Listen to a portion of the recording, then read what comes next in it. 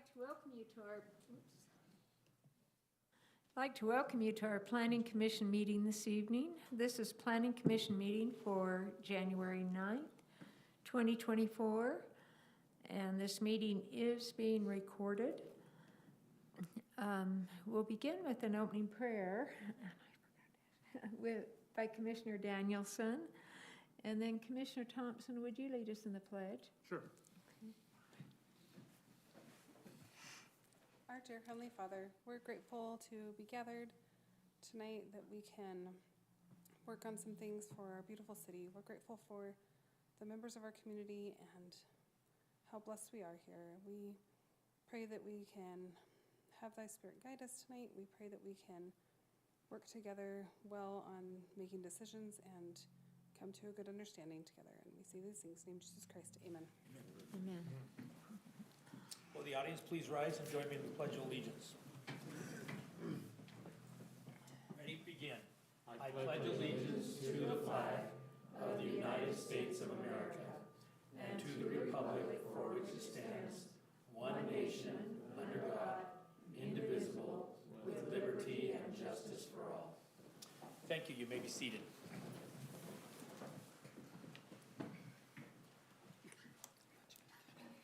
We will begin our meeting this evening with an audible roll call of commissioners. Sharon Call, here. Mike Marchbanks hasn't arrived yet. Jared Showers. Here. Rob Callis. Here. Stephen Johnson. Here. Karen Danielson. Here. And Scott Thompson. Here. Okay. And commissioners have received the minutes from December 12th, 2023. Had a chance to review those. Do we have any changes or corrections to the minutes? No. Okay. Do I have a motion to approve the minutes? I'll make a motion to approve the minutes. Okay. Do I have a second? I second. Okay. Motion and a second. All in favor? Aye. Any opposed? Okay. The voting is unanimous.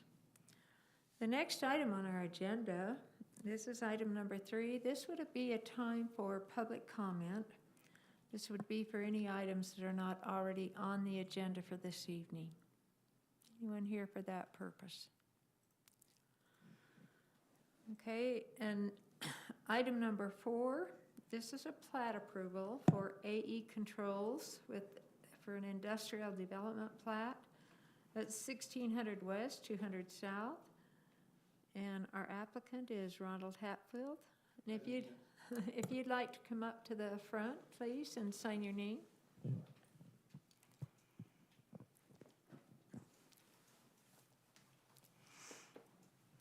And our presenting staff this evening is Mary Barnes. Thank you. So the applicant, this land located at 1600 West, 200 South. If I go to a aerial without the outlines I put in the staff report, you can see that this property has some pretty funky property lines. The applicant is wanting to build a building onto their property. This is just a preliminary plan that they gave us last year as a possible option. It may change, but in order to be able to build, we told the property owner that they would need a plat amendment to fix these property lines. So this plat amendment will consolidate these different kind of parcels into one lot, correct property boundaries, and it will also dedicate these portions of 200 South and 1550 West to the city. All street improvements have already been installed, so there's no bonding that's needed with this plat amendment. There is this question of, well, not really question, but there is a small sliver of land. I really didn't know what to call it other than a sliver of land. But this small area in between this property line and then this northern property line that the property owners have, my understanding is that they have been using it for quite a few years for things like storage or access to the property. But they haven't been able to find records of an actual property owner of this land. So they've done their due diligence through a title company, and they've found that there are no known owners. So this plat amendment will help to, let me pull up the actual plat. This plat amendment will consolidate that property into this one, lot 1. Going into some of the standards, this lot will meet the subdivision standards, as it won't be divided by any boundary lines, roads, alleys, or other lots. The side lot lines are at right angles or radial to the street lines. The easements are following the rear and side lot lines, as well as along the front lot lines, a 10-foot public utility easement. And the minimum lot size is 1 acre in the light industrial zone, and this lot will be 1.2 acres. The city engineer has reviewed the plat and is working on any final technical changes, but this would hopefully be a fairly straightforward plat amendment. If this is approved, the applicant will have to come back for amended site plan approval with you guys for that building addition. We sent out the notices for this plat amendment on December 29th, about 10, 11 days ago. Yesterday we received a complaint from the neighbor to the north. Let me pull this up again. This neighbor who owns this large lot here, he's concerned that the new north property line up here will encroach into his current property. We've made the applicant aware of this. They've been able to talk. I'm not sure if they've come to an agreement quite yet. But one of the conditions in this approval, plat amendment approval, is that the applicant will continue to work with city staff to make all technical corrections as necessary to the plat before recording. So with that condition, we are confident that we can work at this with the property owners and the engineers that Lot 1's property owner has, and then the property owners to the north. Do you have anything to add, Ron, on that complaint? Just a couple things. One is, beg your pardon, that's right. So sorry. So 2 things. One is that if you'll notice at the bottom of the property, that part of the parcel we're dedicating to the city is exactly the same size, more or less the same size, as the part that is being pulled into this property from above. That was never really entitled to anyone. So we think that it's always been just an issue of a survey error, or old survey versus new surveys type thing. You see it going out in the road, the same thing. Now the landowner to the north, this is Alt Excavating.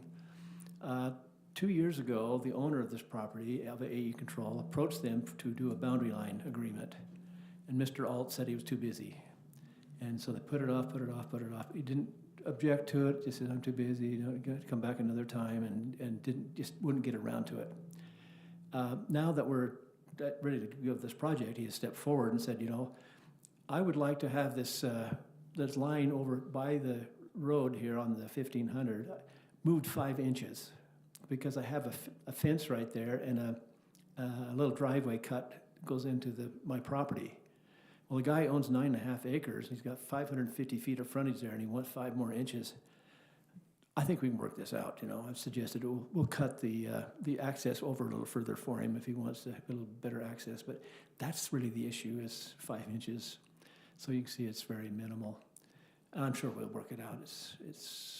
We're in progress of that now. He just came in so late. I wish he would have come in like a couple of weeks ago so we could have really ironed it out. He's even out of town, so he's got somebody else doing it for him. So it's really awkward. The new building is a warehouse. This is a manufacturing facility. They manufacture control systems, electric control systems for lots of big operations. They're growing substantially. They're warehousing off-site now. They really need on-site warehousing. And there's a big cement pad you see right there. That's the intended location of this warehouse. It's a freestanding building, so it's a steel building. That's the intention of this project. Any questions?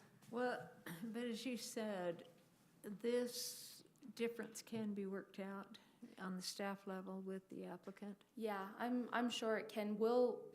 We'll make sure, and if need be, we can have a meeting with Mr. Alt and Mr. Hatfield and the engineers, or something like that, to make sure everything, like I said, in the conditions, to make all technical corrections as necessary to the plat before recording. And all negotiations and so forth, we're looping in Mary, so she's fully aware of all the comings and goings. There's no, it's all up front and in the open. Is there a fence on the current north boundary line? You say you've already been using that area, is there? There's a fence line there, and it's all overgrown with trees and that kind of thing. It's just a rough. So the fence has been there for many years? Yeah, it's been there for as long as, actually, the property owners of our property have owned the property a lot longer than the Alt property. This was bought subsequently, and that fence was there before they even came into ownership. So it's been a long time. May I ask you a couple of questions? Sure. It appears the sliver of property that we're talking about actually has part of the building on it. Does. It has an encroachment on it currently. And how did that not get cleared up? I am not sure. I don't know when this building was built, but wasn't when I was around. Yeah. That's My for sure. suggestion is, with the survey error issue, Does. that they did not assume that property was out of, on a different Yeah. parcel, I'm guessing. Looks like it was built in 1980. And then my second question is, don't you have to go through the county to get that sliver transferred? Well, I have our civil people right here, Mr. Sean Herring, and he can speak very specifically to that if you'd like. So we have been very careful in having it properly surveyed and properly documented. We've had discussions with the Yeah. county surveyors. It looks okay to me, but I'm just wondering Let if him he'll address it. steps are being, Yeah, there's a difference in recordability and what's physically out there. You can see where the fence is on the north side and where that deed line is. We're going to their deed. Their fence is a little bit north of that deed. So we're, in essence, giving him 8 inches in the northwest corner, and the northeast corner is about spot on. So it would have to be recorded. The plat follows a previously recorded record of survey. So even if we wanted to change the lines, if we did want to change the lines, Mr. Alt and the owners would have to do a boundary line agreement, and then the exact same plat. And when we're splitting hairs on that, it honestly, it doesn't maybe make. I'm misunderstanding, but aren't we talking about the whole strip of land there between the two yellow lines? Yeah, so that north boundary right there is his deed line. He Yeah. couldn't claim anymore if he Right. wanted to claim anymore. That's his recorded deed. But clear down to the That's other his side, recorded deed. Correct. down to there, that's the parcel we're talking about. That's the gap. There was an error in a survey probably 30 years ago. There's been boundary line agreements to the west. There's been a Scribner's affidavit on that north boundary Yeah. that ties it all in. And so, I mean, if that shifts up, then 200 South is resolved, everything's resolved. It's just a tie error long time ago, and it's just never been cleaned up. Yeah, I can This, see that. this just cleans it all up, and it matches deed, it matches the assumed right-of-way for 200 South and 1550 West. It just cleans all The those only junk reason I lines asked that, up. I just gone through a similar situation. I had to go through the county Yeah. to get it resolved. Yeah, the record of survey, there's been record of surveys filed that resolve that, but nothing truly gets resolved till a plat gets recorded. Mhm. The record of survey doesn't change the lines. So this plat will fix your right-of-way issues on both roads as well as those boundary lines. So, but you're exactly right, this has to be recorded at the county. And it has to follow the record of survey, which it does. Well, I think something that's very telling is that you're saying that his plat stops Yeah. at that north line. Yeah, and that is where the fence is, so I think everyone's just always known that fence is that deed line. I mean, it's a couple inches here and there, but, so that fence is the deed line. Thank you. Okay, any other questions? Ewan? Okay, I don't have any additional questions. To me, it seems pretty straightforward, and any issues should be able to work out on a staff level. Okay, do I have a motion then? Are we ready for a motion? I'll make a motion. Okay, I move to approve the applicant's request for a plat amendment approval of AE Control Industrial Development plat located at 1600 West, 200 South, with the following conditions. The applicant will continue to work with city staff to make all technical corrections as necessary to the plat before recording. Before plat recording, the applicant will update the final plat Mylar to include notarized signatures of owner's consent to dedication and obtain signatures of all entities indicated on the subdivision plat attached hereto and all other items of the staff report. Can I have a motion? Do I have a second? I'll second. Okay, which one? Did you? Oh, okay. I'll second.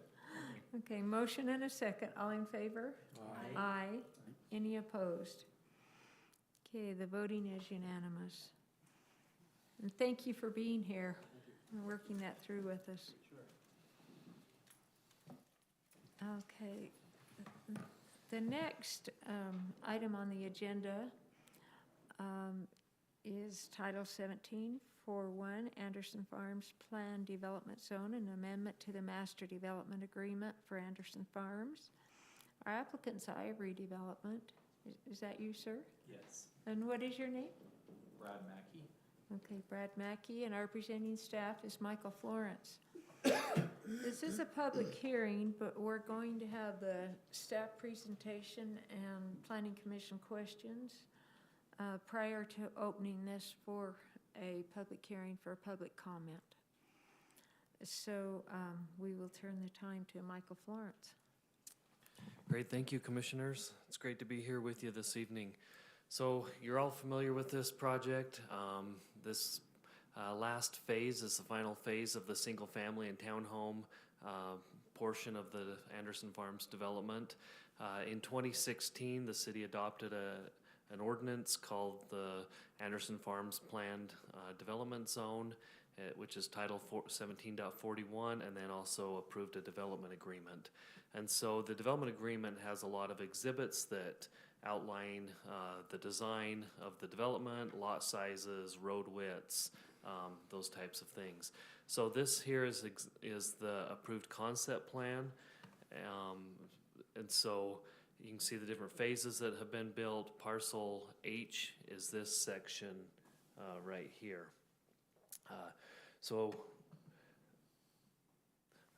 Under the development agreement, the city had 5 years to purchase this, to work with a commercial developer on developing this commercial section here.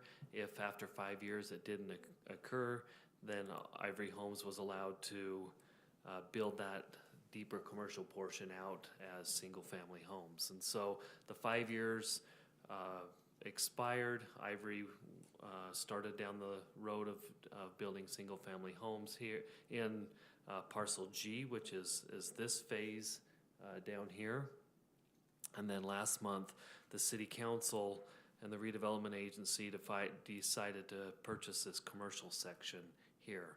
And so Parcel G and H had a section of townhomes, 42 townhomes. There was 8 townhomes included in Parcel G, which were not built. And then Parcel H had 34 townhomes, so 42 townhomes altogether. And then Parcel H had 22 single-family homes that could be built. Ivory Homes has approached the city on trying to come up with possibly a better neighborhood plan for this final phase. And that's what was in your packet with this plan here. And so this plan is divided into 4 sections. H1, H2, and H3 are all single-family, detached single-family areas, I'll call them. And then Parcel H4 would be a townhome development phase. So a couple things. What the Planning Commission is reviewing, you're making a recommendation to the City Council to amend the development agreement for this phase, for Parcel H only, and then also an ordinance amendment for Parcel H. And so, and then also, so you would be, the new exhibits in the development agreement would be this new exhibit with concept Parcel H, and then I'll get into later some road profile changes as well to 1200 West and the road connecting 1200 West and Anderson Boulevard. So I first want to start with the ordinance amendment changes.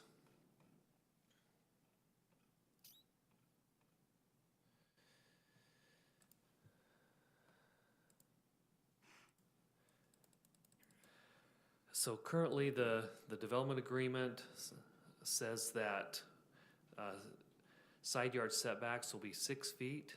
The ordinance actually said 5 feet, and so part of this ordinance amendment is cleaning that language up, so it's 6 feet for, you know, through phases A through F.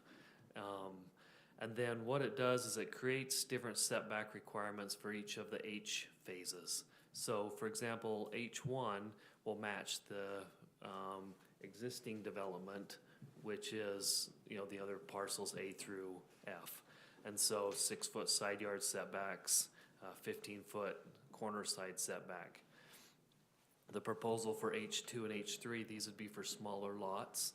And so what they're proposing is a 12-foot and 18-foot front setbacks, and I'm going to show you some renderings of those in a few minutes. 20-foot rear yard setback on H2, 5-foot side yard setbacks, and again the 15-foot corner side road setback. Parcel H3 would have 4-foot side yard setbacks and 10-foot road setback. These are the smaller of the lots over there. And then H4 is the townhome phase with established setbacks there. So 10-foot perimeter setback, 0 side yard setbacks because they're townhomes, and then, you know, because that's basically your parting wall, and then a 24-foot driveway separation. So let me go to that plan really quick and see if you have any questions on those setbacks when I pull this up. Any comments on that so far? I don't have questions on it. We may have comments later. Okay. Couple other things that we've added to the ordinance is that H3 would be allowed to have 1 flag lot with a 15-foot frontage on there.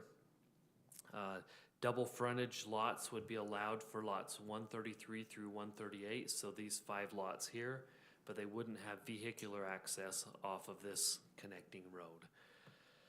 And then we put in a lot coverage requirement for the different phases. So H1 would have a maximum lot coverage of 60%.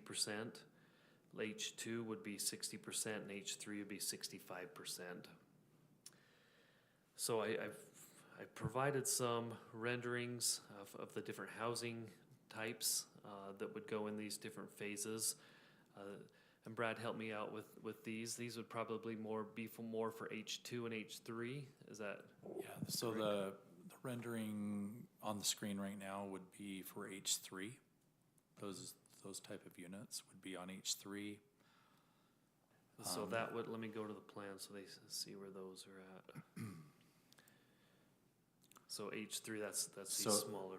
Yeah, so the island area that's bound by roads on all sides, it wouldn't be in those areas, but it would be the rest of H3 would be those first units right there.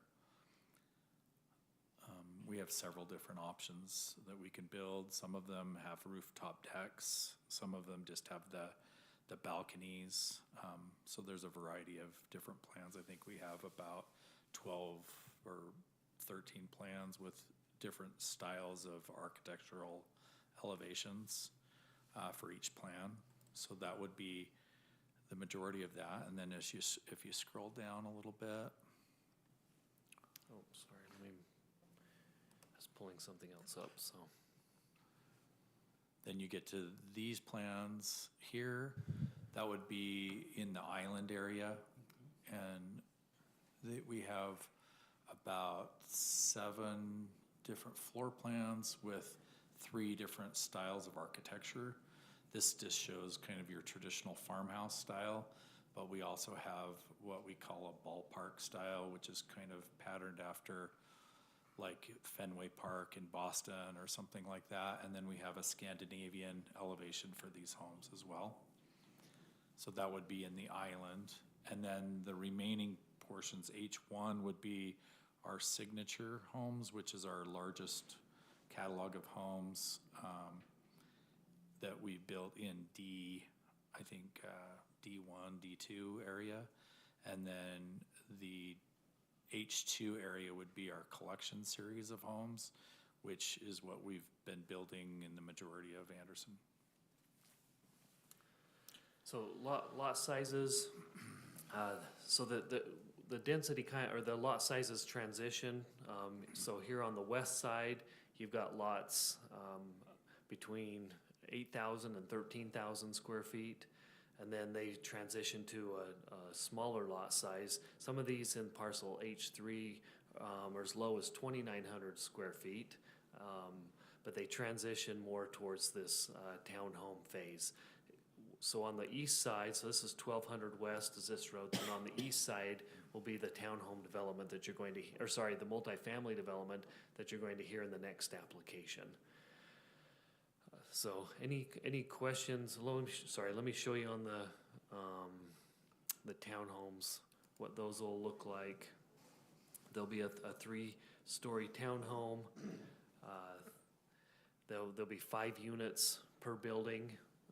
4 of those will be 2-car garage. 1 of those will be a 1-car garage. And then I was meeting with Sharon and the mayor earlier today, and one of the comments was about the access to the private yards. So on these townhomes,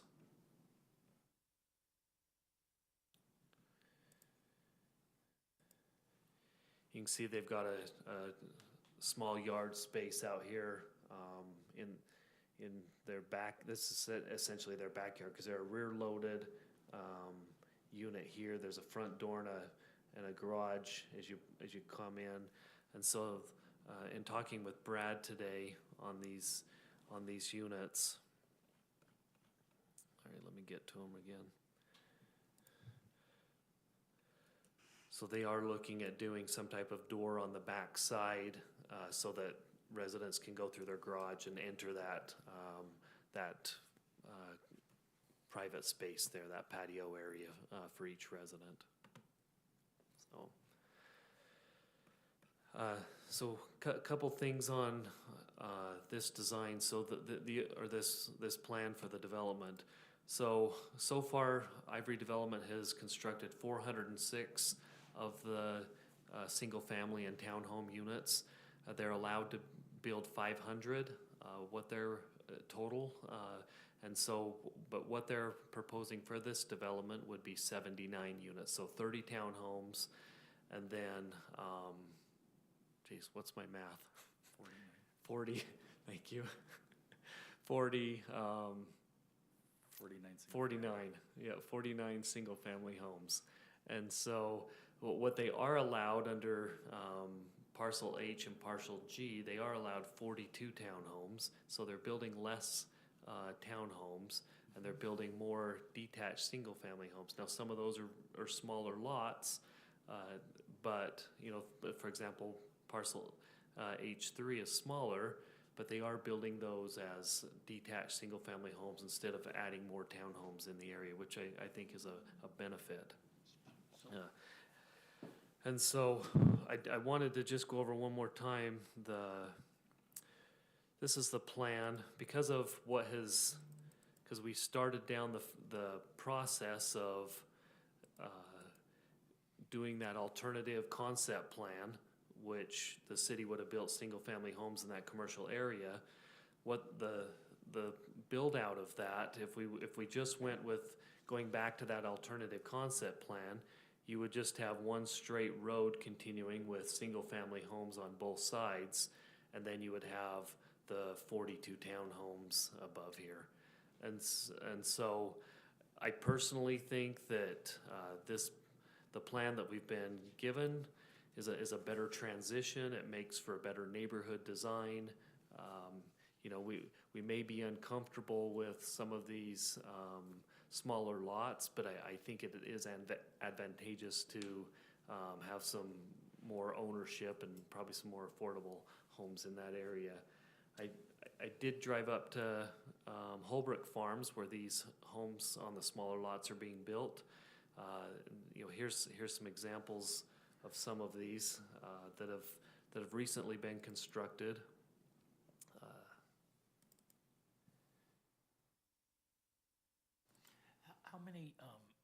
How many bedrooms are those smaller homes? Do they have a basement? It looks like they're just 3 stories. There's basement and 2 stories, or is there a basement on them? These units right here that are on the screen, these are the 3-story units, and there's a basement. Well, there's not really a basement. These are built as slab on grade, but there's a bedroom on the main floor, and then there's at least 2, sometimes 3 on the upper floor with a large kitchen, great room area on the main level. So that's what you're seeing on the screen. The other option is a smaller unit, which has 2 bedrooms on the main floor at a minimum, and some of the units have 3 bedrooms on the main. No, but they're all slab on grade. They're all slab on grade, yes. What is your approximate square footage on those? I believe these are about 2,500 square feet that are on the screen, and the 2-story units are about 18 to 2,200 square feet. Yeah, I was just concerned, because if they're basements and like 8-bedroom homes, you know, it's like gonna be like, that's pretty dense as far as parking and stuff like that. But if you're Yeah. slab on grade, just going up 2 stories, that's. Yeah, and these 3-story units are really built to maximize that entertainment value of the main floor. You can see the large deck. It kind of acts like a carport going into the garage. So that's actually an 8-foot wide deck space that cantilevers over the driveway, which acts as a kind of a mini carport and a deck space for the unit. And then what we've done as well is we've provided a garbage can space in that covering so that you don't have your garbage cans in the garage, and they can be screened so they're not seen from the street as well. So it works out really well. They're really neat units, kind of a new concept for most of us. We're not used to seeing this type of living, but they've been really successful. So you got a 10-foot setback in back and 10-foot in front, is that right? And then 4 on each side? 10 foot to the living space, but a minimum of an 18-foot to the garage is what, I Okay. think it's 12 foot and 12 foot. 8. So it's Okay, 12 I foot to do- the living space and That's 18 right. foot to the garage. So you can park a full car, and I think Mike has a picture of like an F-350 sitting in the driveway. Yeah, half-ton truck, but yeah, Oh. there was, let's see. Back, I think it was one of the 2-story I models. think it's actually, But yeah. So those are the 2-story. That's our ballpark elevation. That's kind of patterned after that classic baseball field. Yeah, that's actually our superintendent that builds our townhomes that lives in that house right there. So, So I do have a question on the townhomes. When the other townhomes were built, you probably know some of our concerns with that we had thought they were going to be units that would be sold, and then they turned out to be leased. On these 30 townhome units, is your intent to have those as rentals or leased, or are they to be purchased townhomes? a lot of that depends on the market. During the time that the previous townhomes were built, basically the cost of building the townhomes was the same as what we could sell them for, so there wasn't any incentive for us to sell them at the time. Right now, if the market stays the way it is right now, we will plan on selling these townhomes. And I've actually spoken with Mike to see about the opportunities for the city to invest and have some retained ownership to meet the affordable housing plan for the city as well. So that's also a potential in the works where we could work with the city to reserve some units that the city could have as affordable housing units as well. Right. So that's an option. But we don't really have any assurance of how those will be handled then, is that right? Because No, we were and there's, talking about where we're amending the development agreement, and Mike, you were gonna check with our city attorney on this also, as far as whether that could be put into the development agreement of that these units would be sold rather than leased. Yeah, and, you know, and I didn't take that to Brian. Okay. And so that's something I'd have to talk to, and Brad and I have had that discussion, and I don't think that's something they are interested in having in the development agreement, but, we can have that discussion with Brian and the city council, so. Okay. I think his description of what goes on when it gets there, they may have to rent them depending on market, you know, so it's sort of hard. But yeah, I see your point.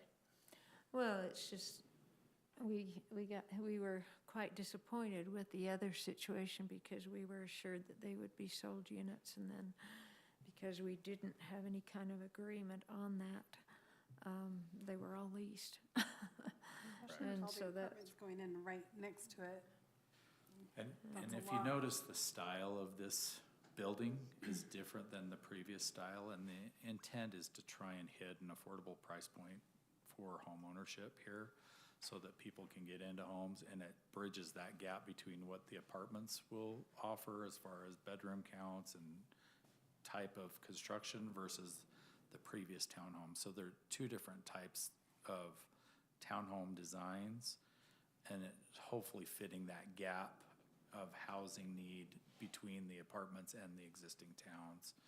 And that's why we're proposing the small lot single family as well, so that again, it's another affordable option for people to get into home ownership in the area. Do you know what your price point will be on those in the H3 area? I would guess those will start in the $500,000 range up to, I mean, really, if someone chose to do a 3-story unit with a rooftop deck, it could get into the $650,000, $700,000 range. So Can you they- explain the rooftop deck? I mean, is this somewhere where we really want, explain what that means? So there's an option in some of the units where people can eliminate a portion of the pitch roof and just have like a little patio on top of the roof, a flat roof patio, basically. We haven't had anyone choose that option yet because it's so expensive to do, but it is an option in the catalog if a buyer chooses to pick that. I would doubt it will happen here. We've had them built in a townhome format in Daybreak, where they have rooftop decks, and they're really popular, but those units sit on Daybreak's lake, and they're, you know, almost $1 million sitting on the Daybreak Lake. So I doubt that will happen here, but it is an option. Yeah, it seems a little odd to have a loft looking over your neighbor's, into your neighbor's yard, you know? That just doesn't seem like it would be advantageous. I do have a question regarding parcels H3. ADUs, are any of your floor plans designed to be an ADU? An accessory dwelling to be rented? Are you, The units that I showed you first on the screen, those don't have an option for an no option ADU. for it? No. Okay, those smaller lots have no option. The Okay. small lots have no option. The island, I'm assuming you could put maybe one bedroom in a basement, but it would be very difficult to do an ADU in any of those H3 units. And as a reminder, we don't allow ADUs in Right, I just- Anderson Farms, Right. so that. Right. Right, I'd like to hear what he's saying, because what we don't allow and what people try to do are two different things. And That's so the right. fact that it's not designed for one Right. gives us a little bit of assurance that it won't happen. Yeah. Well, I mean, just, I guess for the, whatever it's worth, though, I would certainly like to look into as far as possibly, and maybe this just goes to city council to determine that, as as far as And I- if there is a possibility of, in the development agreement, requiring that those be My thought is, and sold I- rather than leased? yeah, and my thought is, yes, we'll have to talk to Brian about that, and I apologize for not asking him. But my thought is you can typically require something like a subdivision where they're all subdivided, that they have the capability of being sold at that point.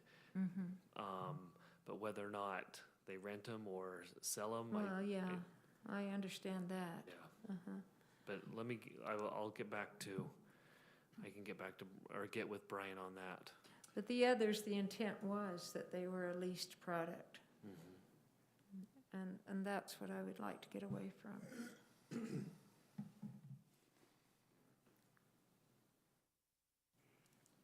Okay, anyone else? The one, Question on this, I'm sorry. excuse me, Go ahead. the one advantage over,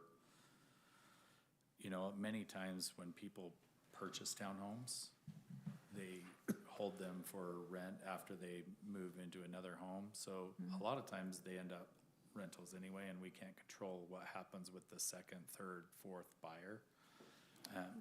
And so the nice thing about Anderson Townhomes is that they were owned by one owner, and they were managed by a professional management company. And I believe since that time, several of them have been sold. And so I'm not sure how many of those have been sold to other entities, but those have been sold over time. So eventually, we would, even if we lease these by some strange chance, they would be sold eventually. We won't keep them in perpetuity. So, Are your other leased ones, is that an option? yeah, several of them have been sold to other individuals now. So you do allow that then? I mean, it's Yeah. not just a rental No. investment? No, several of them have been sold to other entities or traded for different things. So, yes, we aren't the sole owner of the Anderson Towns anymore. Okay.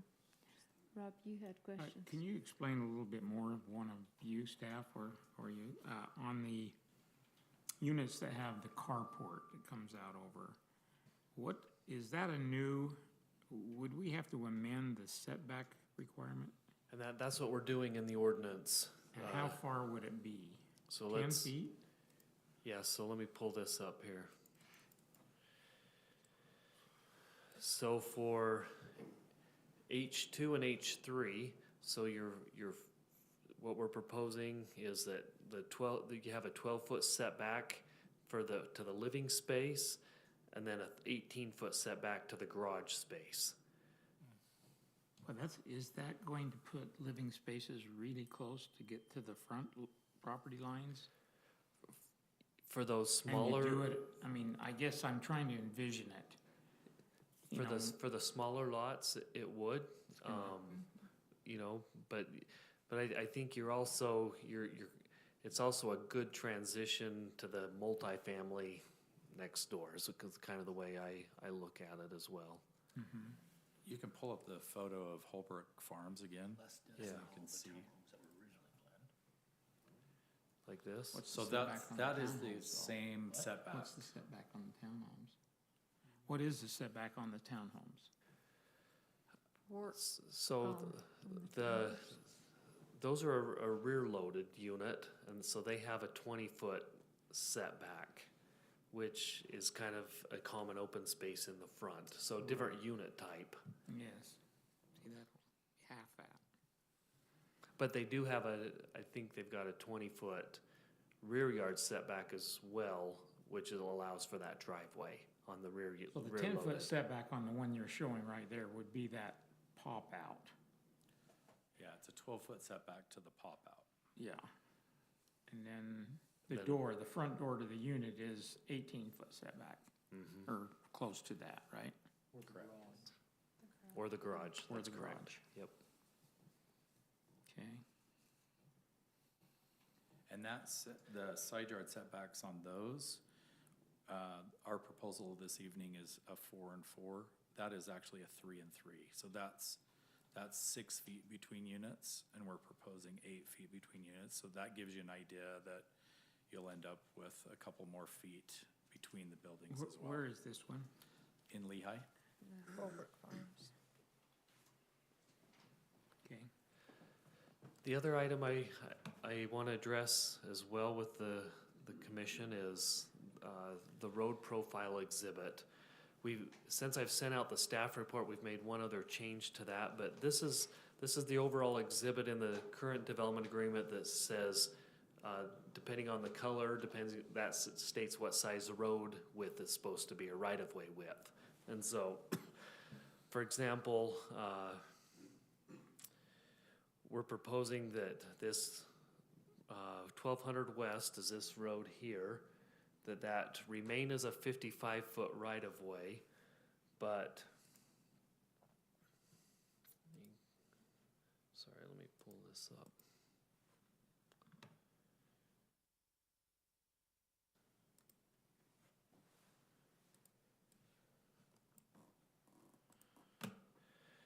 But our city engineer had some concerns, and then concerns were also brought up by Mr. Anderson with when he met with Ivory Development about the importance of looking at having a center turn lane on 1200 West. So with the amount of traffic that will be going into the apartments with moving trucks and things, our city engineer felt it was important to have a center turn lane there.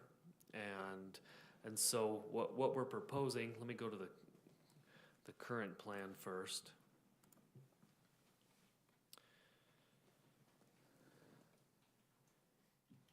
All I did was put the new one on there. But basically, the existing plan has a park strip on both sides. And so, and then also our city bike master plan has a bike lane proposed for 1200 West, and we just can't fit a bike lane in there with 2 travel lanes and a center turn lane, staying within that 55-foot right-of-way. So what we're proposing is to remove the 6-foot park strip on the multifamily side, so there would just be the 5-foot sidewalk, and then on the side where the townhomes are, you'd have an 8-foot trail, and that's the size of trail that's throughout the development, and so you'd have an 8-foot trail and still have the 6-foot park strip, and then you'd also have that center turn lane in the middle, so you'd have 2 10.5-foot travel lanes and an 11-foot center lane, turn lane. And then the other, since we sent out the staff report, we also want, our city engineer and public works director talked to me yesterday about changing the road profile for this road here. This is going to be called Wheatgrass Lane, I think. It connects 1200 West to Anderson Boulevard. And so it's a 58-foot right-of-way. And the proposal for that, again, is to remove one of the park strips and to put the 8-foot asphalt trail on the north side of the road. And originally we thought about having it on the south side of the road, but residents in H3, if they have fences, then that will leave snow and ice still on that trail. And so the proposal would be to put the trail on the north side, on the commercial side, and then that increases the road right-of-way width from 29 feet to 34 feet. Is that right? 35 feet. And so one of the reasons for that is this road's going to be heavily trafficked between 1200 West and Anderson Boulevard. There'll be a street light or signal going in at Anderson Boulevard at 700 North. So this will be more heavily trafficked with traffic going from the apartments over to Anderson Boulevard. And so those are the 2 changes to the proposed road profiles. Yeah.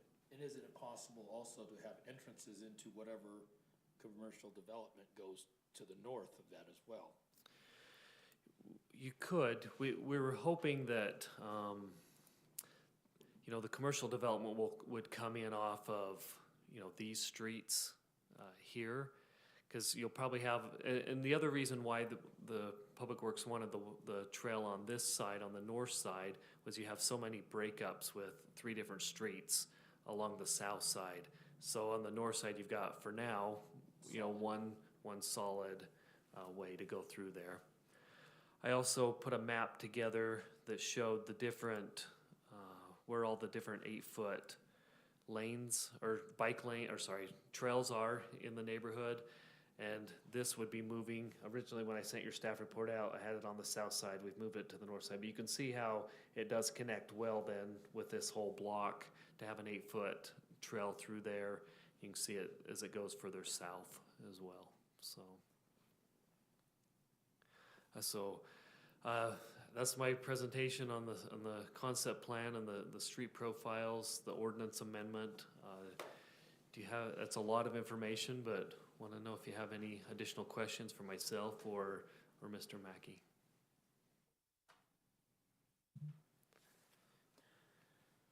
So If the this will be commi- the smallest side yard setback we have in the city Oh, for yeah. a single-family detached, because currently it's minimum 5, correct? In the Anderson Farms development, it's 6. Okay, but like up here in resident, isn't it 5? It's 10. Oh, it's 10. 10, 30, 30, 10, 10. Yeah. And unless there's additional questions right now from the commission, we're gonna go ahead and open up the public hearing so that those of you who have come to ask questions can do that. So I need a motion to open the public hearing. So moved. Okay, I have a motion. Do I have a second? I second. Motion and a second. All in favor? Aye. Any opposed? Okay, the voting is unanimous.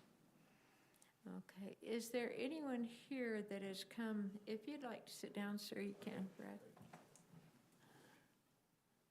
Okay, is there anyone here okay, go ahead. And if you could give us your name? Yeah, sure. My name is Eve Warner. I'm just a Lindon resident interested in development. Sure.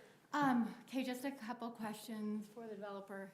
On the island homes, So ma'am, the questions would be to the planning commission. Oh, and sure. then they can write those Okay, down okay. and ask him. cool. On the island home section, so the ones with frontage on both, especially the ones that are bordering that commercial zone, will you require the developer to install any kind of commercial grade fencing for safety? Let's defer to our planning director. At this point, they probably will have fenced tree yards, but let's ask Brad let's note that Okay. down and we can talk to Okay. Brad about that. So your question is fencing, On those double frontage ones, yeah, so where their front and their Okay. backyard are major streets, are they gonna Okay. require the developer to install, and not just like a flimsy vinyl fence, but something more commercial grade that's gonna provide some, traffic calming, some soundproofing for those residents, and some safety for those backyards? And also, when the commercial does come in, we will require them to have a wall along the back of the commercial too, which will help with some of those sound, at least from the commercial. Yeah, it's gonna be a cut through. I work in the St. John's property, which is right adjacent to that, and that street gets really busy, so this one is a cut through to get to there. It will have commercial traffic going through there. okay. And then my second question is, with all the taking out the setbacks and the park strips, are there still gonna be sidewalks in the development? There will be sidewalks. On Right. both sides or just on one side? On Both sides. both sides. Yeah, so you'll have an 8-foot trail on one side, you'll have a 6-foot park strip on this 58-foot road cross-section. That's the connecting road, so yes, you'll have it on that side. And then same with the other one, you would have an 8-foot trail and a 5-foot sidewalk. And then by removing the bike lane, does it mean, like, how does that work with the whole city bikes master plan? Like, does it make it so there's a segment that, all of a sudden there's no bike lane, but I'm a biker, so do I just get on the main road? So that's what the trail will act as, because we can't fit the bike lane in the pavement width there. So that's that's why we're going from a 5-foot sidewalk to an 8-foot trail to both accommodate bicycles and pedestrians. Cool. And then final question, thank you for entertaining me. Sure. So they're removing the park strips and they're removing the bike lane. Are you requiring them to retain any green space or parks in that area? On the roadway or where? Just in the general like neighborhood development, because you're taking out the park strips, you're taking out the bike lane, you're making the lots way smaller, the side yard setbacks 5 feet to the road. So is there gonna be any green space for people to take their kids to play? So there is a 10-acre park that Ivory Homes just dedicated to the city, and it's all been constructed. So you do have a 10-acre park here, you have a small park area here, and you have another park here. So you do have, you know. And it would be accessible, like there's a continuous sidewalk from these homes to access the parks? So that's what, everything in green here is an 8-foot trail. And so they all lead to all of the 2 parks that Ivory's put in. And then you do have a sidewalk over to, on both sides of the street to this other park. Cool. All right, that's all. Do you have any other questions? That's it, thanks. Okay, and we can check on that fencing along the double frontage. Okay. Are there any other questions? Ron?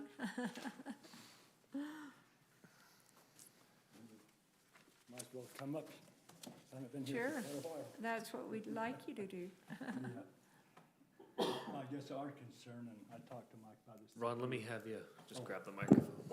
Is the roadways to handle the traffic, and, trees and everything are fine, but if you can't get in and out of it, it's not gonna be good for Ivory, and it's not, especially not gonna be good for the commercial areas. The city's just invested a lot of money into the property next door, hoping to drive their vision, and, the thing that kills access commercial is no access, and so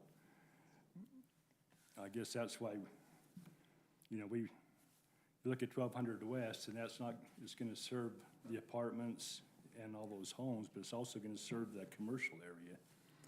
And you have a large industrial area on the other side of it.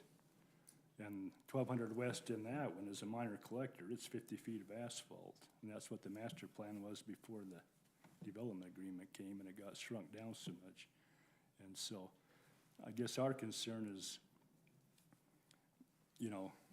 it's not only that industrial traffic's gonna go down 1200 West. I mean, traffic flows, it's like when you turn water out on a field, it goes to the low spots, and those semis unless there's some way you can keep them out of there, GPS is gonna bring them up 7th North and onto either up to 12th or up the Boulevard and up to the wheatgrass or whatever it is and across there. And so, you need a little wider lane for a 53-foot semi trailer than you do for a car.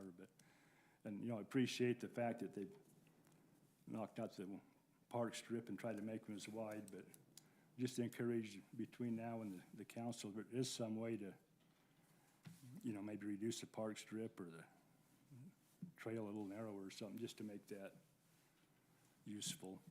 There is if they do get the traffic light on Geneva and on 7th, that'll help.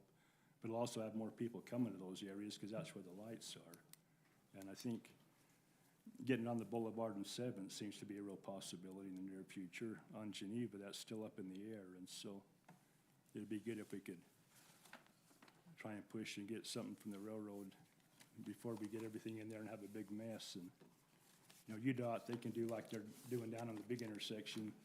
UDOT can go in and move buildings and tear stuff out. It's a little harder for the city to do that, so we got one chance to get it right. So we just, Right. thanks for your time. How big is Appreciate the that park input. strip?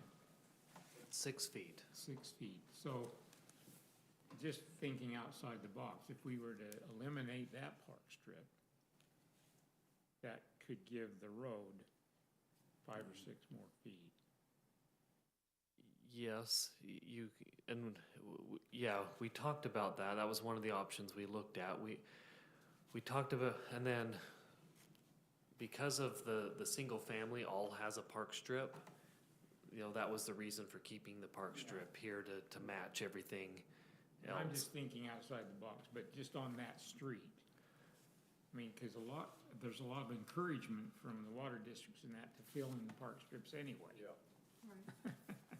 So, And it's even not if gonna you- be greenage, Yeah. or And green if- space. Even if you The- had it by the single family, but took it out along the commercial too, That's what I was, you know, I think you could also, from a traffic flow perspective, northbound out of the commercial zone, you can make that a right, you could come to the div, make it a right turn only out of there, which would prevent them from, it'd force them to maintain their existing route rather than utilizing the 1200 north as a straight shot, force them out onto Geneva like they currently have to do. So that could just be done with signage or roadway improvements as well, if that becomes a problem in the future. yeah, and as Geneva gets worse and worse, they'll make the turn and go down onto the boulevard. And you go where the GPS sends you, and it's pretty hard to control where it sends you. And, you know, I like Ivory's plan. I think that their plan is a lot better than the original plan. It transitions, it's got different housing types, and, you know, I'm not here knocking Ivory. I think they've done a great job, but we're just concerned about the The flow traffic flow and, and how that's gonna preserving work. the city's needs there too, so. right. And they're, from what I understand, they are going to put in several new lights there too that will help control traffic by, what, 2025 or something? Is that? Yeah, the 700 North one is currently under design, and so they've said at the earliest, maybe even this summer we could have it, but I won't hold UDOT to that because, you know, we're still waiting for the other one on 700 North. So, yeah. Did you say that there's gonna be a traffic signal at 1200 in the cross street there? So right there?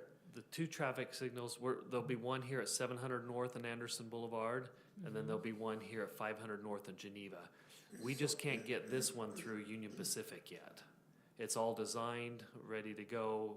It's been funded. It's probably underfunded now, but we just can't get it through Union Pacific.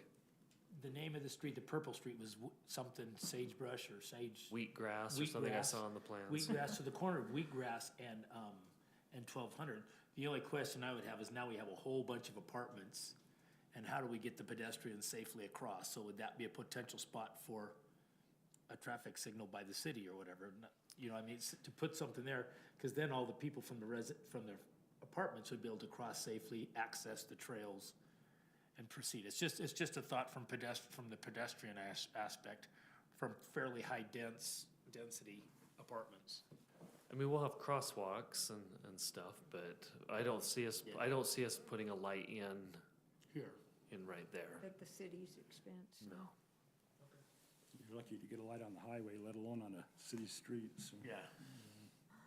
Mike, if I can ask a question on this. So on this road where we're talking about the roadway and the width, are those all backyards that will be over to or are there any front yards? These right here? Yeah. Yeah, Brad, maybe you could explain that. Maybe I can kill two birds with one stone. So the intent is all of the units will face in towards the residential road that is kind of in the donut area. And so those would all be backyards. And to address the fencing question, all of parcel H3 and H4 will be landscaped and fenced by Ivory, and the yards will be maintained by the homeowners association. So yes, we will be fencing along that street. Right now, we haven't determined the style of fence for that area, but it will be fenced, and all of the units will face inward and not onto that kind of minor collector street, I guess you'd call it. I was just thinking, because that's where the park strip would be now, would be against those. And if that's the backyard of everybody, that doesn't seem as bad to take it out if it's just on the backyard of everybody, where the park strip everywhere else is in front of a house. So I was just wondering if it would be easier to widen that road right there by reducing or taking out the park strip Correct on me that if- side. Correct That me if one I- I'm wrong, that road's not the one that Ron was addressing. Yeah, needing this one I to be think's wide widened. enough. This, Yeah. this one's going to allow for parking on one side and then 2 lanes of travel. I don't think, That's not the one, okay. yeah, it's the 1200 that goes, it's this road here. Which And once again, Let me pull that one up. I guess would be apartments and backyards mainly, So this one would have, a center lane. yeah, you'd have the townhomes right here, and then the trail park strip, travel lane, center lane, travel lane. So I guess to ask Ron, would you like it wider than this, or does this one meet your expectation? No, 1200. 1,200. I've looked at so many pictures, I don't know which one that is. This one's the one with the center lane on 1200 West. Yes. 32 feet, yes. You know, it's certainly better than the original with no turn lane. You know, whether that's adequate lane width for the amount of traffic and trucks. And this would probably be,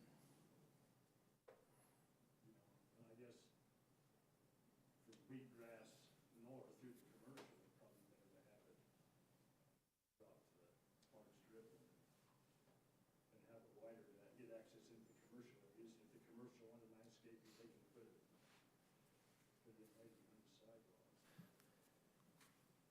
So which street is he referring to there then, Mike? 1200, That one, okay. yeah.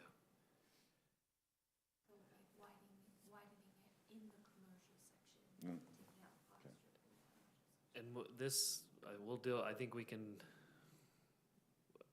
I mean, this would go all the way, so we need to figure this out if you want some trees along the commercial edge as well. Oh,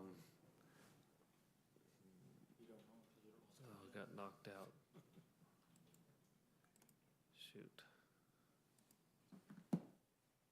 Yeah, it's hard to say that because we don't know what's going in that commercial section yet. So it's hard to say. I don't want to sacrifice, give it away and then say, oh, I sure wish we had a park street Yeah. there. Because it opens to a community park or something in the middle of this development or something. So we gotta be careful not to give it away.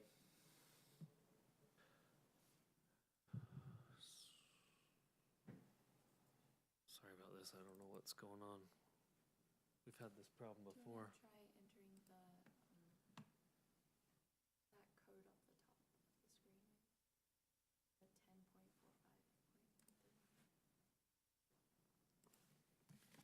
You have to enter it into the solstice, so.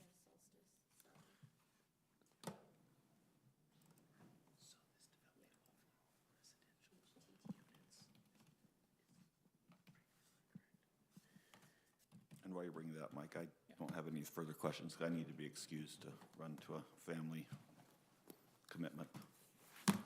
Thanks, Steve. I'm generally in favor of, I guess is my, of the amendment, so. Okay. Maybe this evening we talk about who's gonna be in charge, the chair? Since you're not here. That's the youth live stream.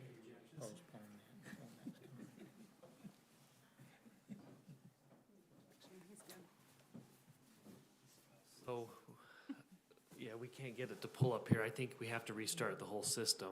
I don't know if we want to make an announcement, we'll stop the live stream and restart it, and give us 5 minutes, or if you want to just talk about this one and then do a pause between the next one. I think we've seen enough from the presentation there, we can probably just close the public hearing, bring it back up here and discuss.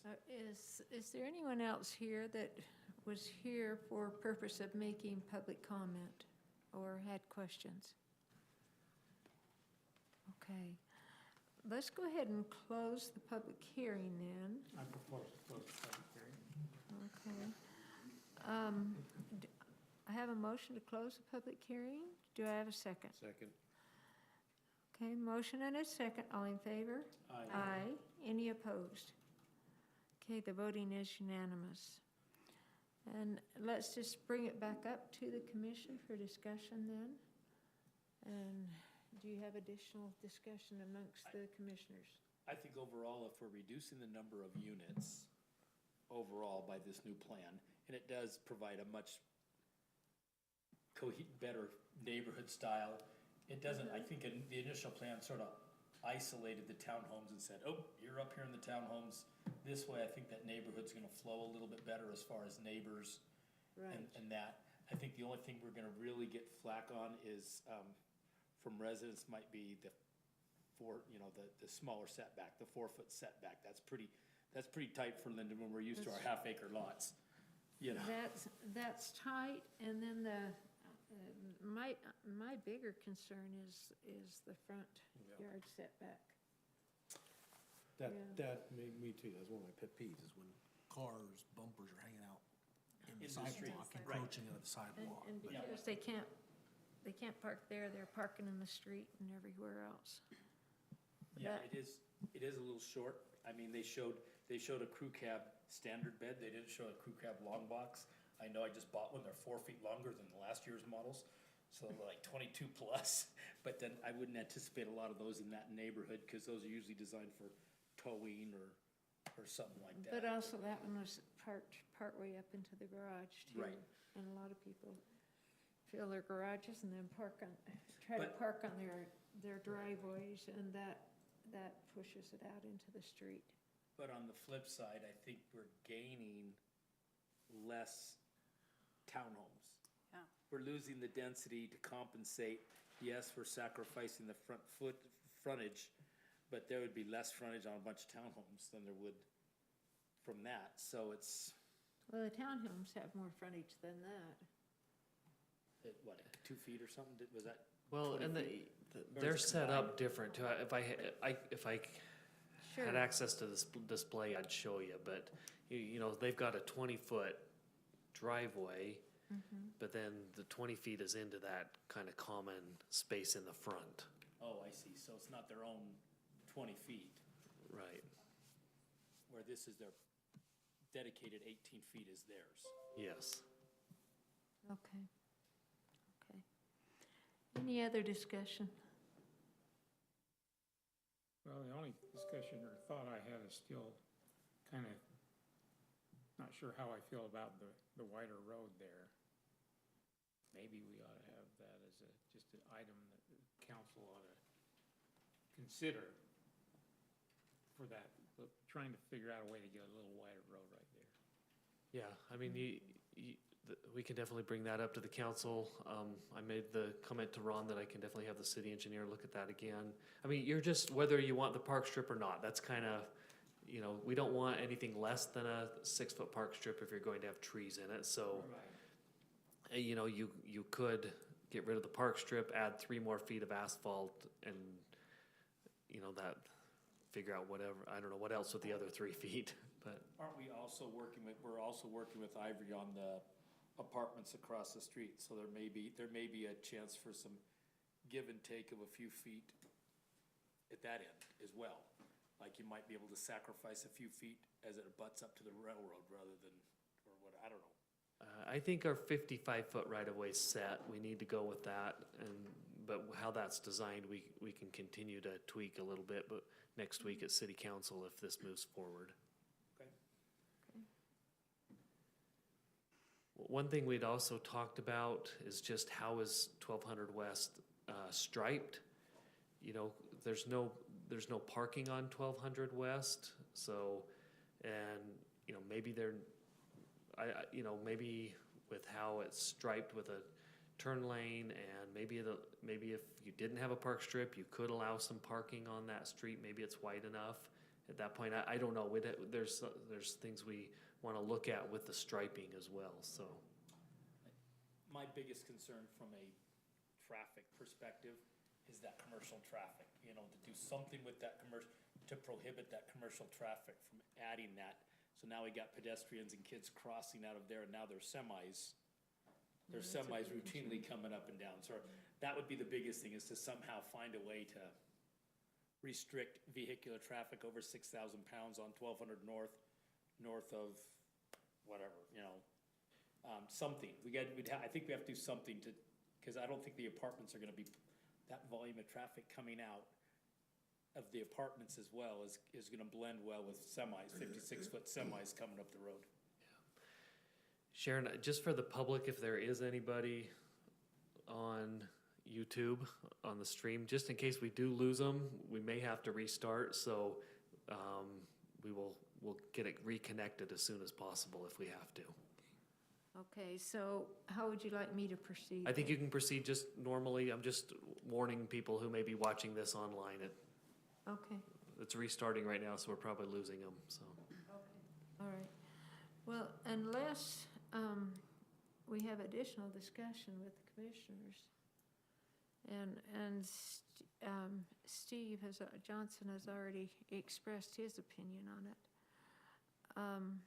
We do have two motions that we need to make on this. There's the ordinance amendment, and there's also the development agreement. So, are we ready to go ahead and proceed with those motions? Anyone willing to go ahead with those? Get back to it. That's, Okay. I think, like Rob says, I think with a note to city council or something for them to pay particular attention to that roadway width and the commercial traffic, I mean. Mm-hmm. And then I also would like to look at the, Okay. Front setback. that front setback on the H3 units. Would you prefer to have like, an 8-foot backyard and a 20-foot setback for the driveway? I don't know, because 8 foot's not much in the backyard either. 8 foot is useless. There's not much Yeah. there. It's Hard just, for tables. having cars sticking out and parking into the road and that kind of thing. That's the big concern. Yeah. And then also the townhomes, leasing versus purchase. Okay. Those would be my I two also things. wonder, with H3, the same kind of thing, would they lease instead of purchase? Is that? Yeah, those would be things I would, I guess, bring to the attention of the council. How wide are the lots that we're talking about in H3? How wide? So let's say somebody does have a long vehicle. Is there sufficient room in front to park one vehicle, or are we gonna restrict parking on the streets? What's the? Had to restrict, Right. but I think they're about 42 feet is the smallest. Okay. And so if you've got, how wide's your driveways? Is it? Well, typical 2-car garage is 16 feet wide, so at a minimum 16 feet. So you might have room for one car to park in front of the house? Okay. 2 smart cars, one.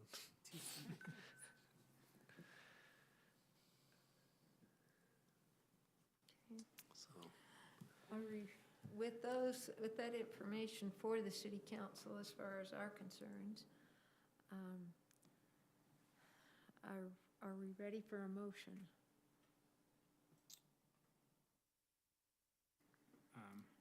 So if we recommend to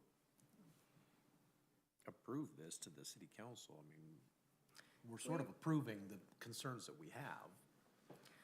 But Well, we're documenting the concerns we have, but we can still approve it, can't Consideration we? given to those things. I'll highlight those in the staff report for the city would council. you change the language then that's on that motion, or make the motion I as would written? say, yes, I would say, something like I move to recommend approval of ordinance amendment 2024-3-0 to the city council with the request that they look at owner versus rent in the development agreement, additional width on 1200 West, front setback In the is H3. in H3. H3 and H2. Was those the main 3 things? Those are my big Okay, concerns. well, I'll make that motion. Okay, I move to recommend approval to the City Council of Ordinance Amendment 2024-3-0 as presented with the recommendation to give consideration to wider roads on 1200 West. Consideration given to the setback, front setback in H2 and 3. Is that right? Yeah. What was the other one? The other one was, Owner occupancy? Oh, consideration given to whether we want to recommend owner versus rental. And I'll have the city attorney be prepared to answer Yeah, that. okay. That's my recommendation. okay, I have a motion to approve the ordinance amendment, Recommend approval. recommend approval. All in favor? I'm in favor of it. The rental versus owner occupancy, that one is lost on me. I mean, it's private property.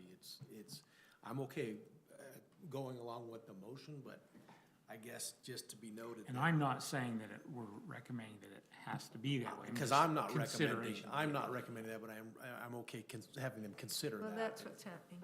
Okay. So Okay. did we get a second on that motion? I don't think we got a second. I'll second that motion that Rob has made. Okay, I have a motion and a second. All in favor? Aye. Aye. Any opposed? Okay, the voting is unanimous. And then on the development agreement, Mike, how do we just recommend approval as it's written, or? Yes, I would just, We don't have to change that at all, do we? yeah. Okay, I think you could just say, so that they're similar, the same concerns as for the council to address with this resolution. Well, I'll do you want to go ahead and make too, that one yeah. also? I move to Okay. recommend approval to the city council of the Development Agreement Amendment Resolution 2024-1-0 with the same considerations that we listed in the last motion. The ordinance amendment, Mm-hmm. okay. Okay, I have a motion for approval. For recommendation. Do I have a second? I second. Okay, motion and a second. All in favor? Aye. Any opposed? Okay, the voting is unanimous. Thank you very much. Okay. Now, you're involved in the next item also, right? No, I am not, Okay, but I wanted to let you know that Mike is awesome to work with. He and I worked all over the Christmas break on this, and he needs extra kudos from Lindon City for all of his hard work on this, so I appreciate him. we know he and Mary are both very good. Yeah, thank you very much. Have a good Thank night. you. Move forward with this section or now? Yes, we were ready over a year ago. We've just been holding off to help out with the commercials, so. Okay, perfect. Yep. Okay, let's get down to the next, past a lot of this stuff. I think, so just so you're aware, you're gonna have to look at your staff reports. Can't get it back. If you will give us if we could take a recess and let us go print a few copies off for those who are in attendance. So let's take a recess, let us print a few off, and then, then we can continue, if that's okay. Why don't you, if you'll have a motion For recess? for a recess, Okay. yes. I will make a motion to recess. Okay, all in favor? Aye. Aye.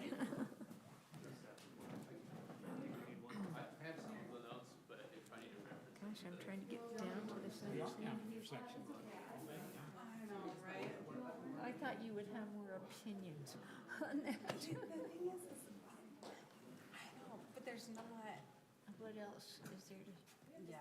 do or I say, mean, huh? and like Ron said, having the wider road, that's a good, like, that makes sense. I like that suggestion. Yeah, yeah. But I think that I like this better than the other plan that I had before. Do you like the tall three-story house?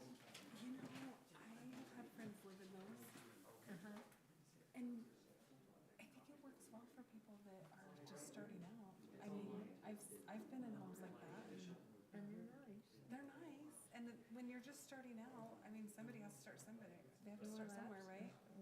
Yeah, and a lot of people won't even get to start. Yeah, yeah, and those are expensive, it's just Right, starting out. just a- How are you? Doing pretty good. Good. How you doing? I'm doing real good. But they actually work well, You? the layout, I mean, at Wait, first. are you when here go for in, something today? It's confusing, but it works well. Yeah. It works well, because most of it's just on the main level. It's a big open main level, at least the ones I've Oh, been in. you have the big open main level. Anything with your rate, the residual? We're actually in Orem, and we got a 24 unit town hall. Usually like laundry, But our next phases, bedrooms. we probably have. And then what's on the next one? Storage phase two. He talks Yeah. about learning it, you know, Yeah. having some neat experiences with that. Thank you. Well, I Yeah, hope we so- get to move forward before long. I hope so too. Yeah, So, we're all that's anxious to go interesting. home, huh? Cause yeah, he just wants to, and he, you know, That's I impressive guess I'm though, sort of the just same learning opinion, I don't know. Portuguese. If there should be like, My wife for is, council, that there should even be term limits, I mean, when I look back, when I just got here, I got here finance last year, was here for 20 years. it can be kind of Very annoying. smart. Yeah, she's really You know smart. what's gonna happen when she's decided, huh? Oh, no. What was his name? You're not talking about Jim Dane, you're That'd be cool to pick him up though. Yeah, my other daughter, That's a good area. is in New Zealand. And I'm gonna go pick her up next month. Oh, are you? So she and I are gonna tour. Your wife's not known for that one? No, because she's got a real job, but that's the problem. She doesn't have the flexibility.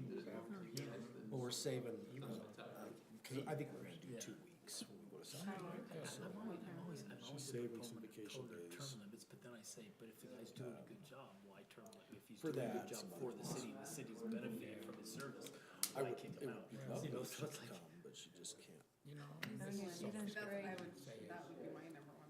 You didn't ever know of Bob and Claire Mount exactly, in exactly. our state. I think institutional knowledge is The more name sounds important here. familiar. He It's was not like- John, when the John reason we was don't want executive term limits on the secretary national of the level state. is to when he prevent all was- the he was- corruption that goes behind the scenes from all the lobbyists and all that, She but we was don't from get that, New Zealand, you know. and so they bought a home down there. Did they really? No, I think it's. I think So they invited us to come down, so we did. You did? Yeah, we did. We say I spent, agree with everything they've done, but we they've took also, to New Zealand. North Island, goal, South It Island? was by Auckland. Okay, so you're Right, the north, right. northern part of the North Yeah. Island. It was really fun. You know, my dad just turned 90 and we asked him, is there anywhere in the world you wish you would have gotten to that you didn't? He said, presidents of the New United Zealand. States. And Self-gratification. Yeah, and it's power. Your dad's Yeah, 90. exactly. You must be his youngest. Exactly. I'm the youngest, yeah. He was pretty old. He was wasn't old when I was born. Oh, yeah. I know, it throws people off. How cohesive they can be. Let's see, so my mom was 42, my dad was Cole is sort of the 46. outlier. See how Cole is. Oh, really? Yeah, I think he may have been. I know, yeah, he's As 90. far as his personal. It's crazy. Oh, yeah. But he's super Growing up. active and healthy. Oh, that's That's great. good. He's got young children, I he and his remember wife when both work. I was a teenager, my brothers and older sisters And said, we're "Oh, a she could professor, get away with you know, oh my anything. She just gosh. did whatever she wanted, Yeah. and I did Yeah, to no, raise he's gonna myself, be- but anyway. Are you a Maybe up youngest to his child? neck, you know, Yeah. and they're gonna be giving, Anyway, of course, and that's the problem with My city dad council, I said, thought, okay, well, city council, I considered it, 65-year-old and I men said, aren't meant to have teenage daughters. interesting. Yeah, seriously. Meetings a month. He's just They gone. put you in charge of this committee. I was 39 when my youngest was born, and I'm like, what did my mom do in her 40s? It's not like in your 20s. But I then am my, just tired. but then my dad died when when I was 18 too, so. Yeah, I considered it just, so there was. Wow. That is, he was young. Yeah, Plus, I he think had I personally think I'm, kidney disease, his father had passed away when his brother did, and my older brother did. And two of my siblings' children have the same disease, that's and the they're thing, transferable. that's the, well, you know, last time. Modern medicine's amazing, huh? So far, They've been doing okay? so far, you know, I'm not campaigning. have had And that was problems part of my right now, problem but this year, they asked me to none try, of I my said, children, they They said 50% of my dad's children would carry it and My 25 son, would possess it. my son just So finished his far. second term. That's interesting. That's what I call my twin brother, spare parts. Oh, do you? Whenever need a kidney or something, yeah. He's a twin, isn't he? I have a daughter with twins, and those girls are so cute. From the city. Yeah, he's my job here. Oh, really? Yeah. You guys are pretty partner. Doing everything together. For like 46 years, yes. That's amazing. That's great though, isn't it? My nephew's, A wonderful partnership, we really do. that's awesome. So I haven't seen Marion out the last few weeks. At church? Uh-huh. She's working for you quite a She's bit working again, isn't she? part-time, yeah. I kind of designed a job description where she could do most of it. Yeah, she told me that. So I'm not seeing her as much as I used to when she worked for me. Yeah. You know, this Marion is a girl that when my husband, well, she worked for Jared, but when my husband and I were full-time missionaries with the Utah Orem Mission, we were involved with Listening helping to making teach her and Yeah, we were just her thrown in. baptism and I that. had no idea what I was really expecting, But- you know, I was. And then she's had a lot of water under the bridge. Yeah, but, I was her minister for a long time. They said, oh, let her get to know someone else, but they never will. They never made any contact, so we Yeah. never brought her in. No, no, she just works. When I hired her, I actually didn't know she lived in our neighborhood because she Hey, we gotta, it was just sort of this weird house on the street, you know? Yeah. And nobody really knew who she was. Well, I've got a coyote in my backyard. Do you? Yeah. Yeah, got a picture of him. Are you serious? Yeah, he was there last Picture of night. what?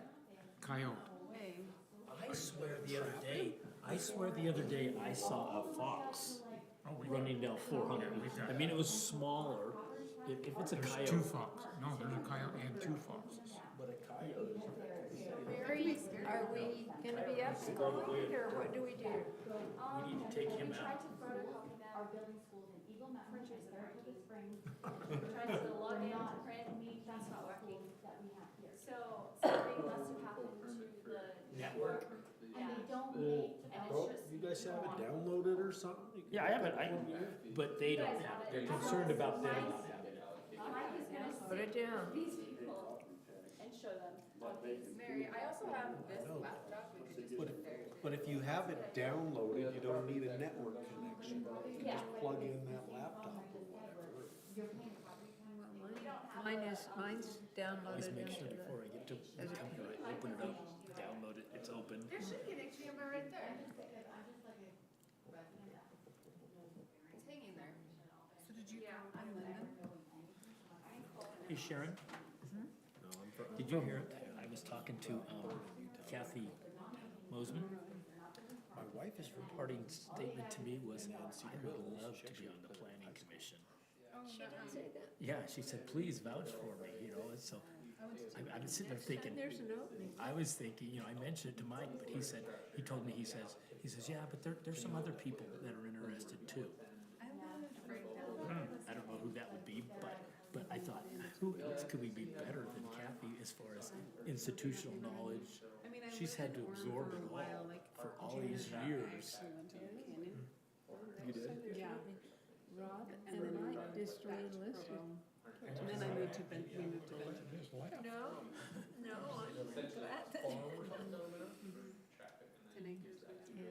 I was telling, I was saying, Rocky, they have such easy dream, come from a totally different, they come from I mean, a I'm the developer youngest, and he was background. like, retiring. Oftentimes when they speak, I listen, you know, because they have, These guys are so valuable. it's interesting, so we have developers, real estate, And then he got thrown mother, by a horse in the city. police officer, Breaking and entering. what? I've just done all this city stuff. Hey, we were just, we ought to Human post- resources risk we ought to management. postpone our elections till next month. So, we gotta postpone our elections till next time we meet. Yeah, But he's, two guys, Steve and and we're Mike, supposed to, both gone. When is the next time we meet? I know, but he All doesn't right, want I think we are finally good to go. I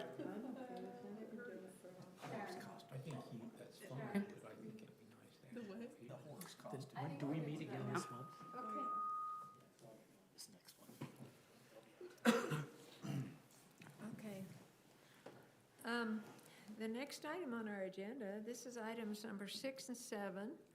This is a minor subdivision and site plan approval for Anderson Farms Apartments, approximately 1200 west, 500 north. And our presenting staff is Mary Barnes. And our Thank you. applicant is ICO Development. Is that you, sir? Yes. Okay, come on up and give us your name, please.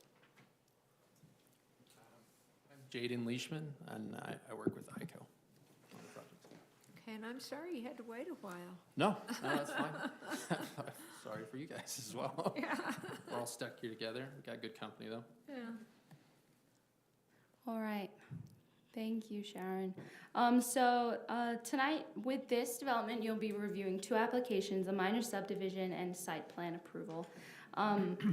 With this, I wish I had stuff to show you, but I'm glad you have it. I'll try to do page numbers as I go through. This development is a 380-unit apartment project. That's what the applicant is proposing to develop. This is described in the 2016 approved master development agreement with Ivory Development. Let's see, number 9 of your exhibits, which is page. This one here. Yeah, that one. That shows the overall concept of the multifamily, component of the Ivory project, the Anderson Farms project.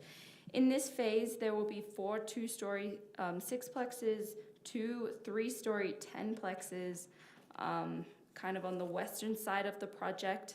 There'll be 2 3-story apartment buildings and a clubhouse located in the middle of the project.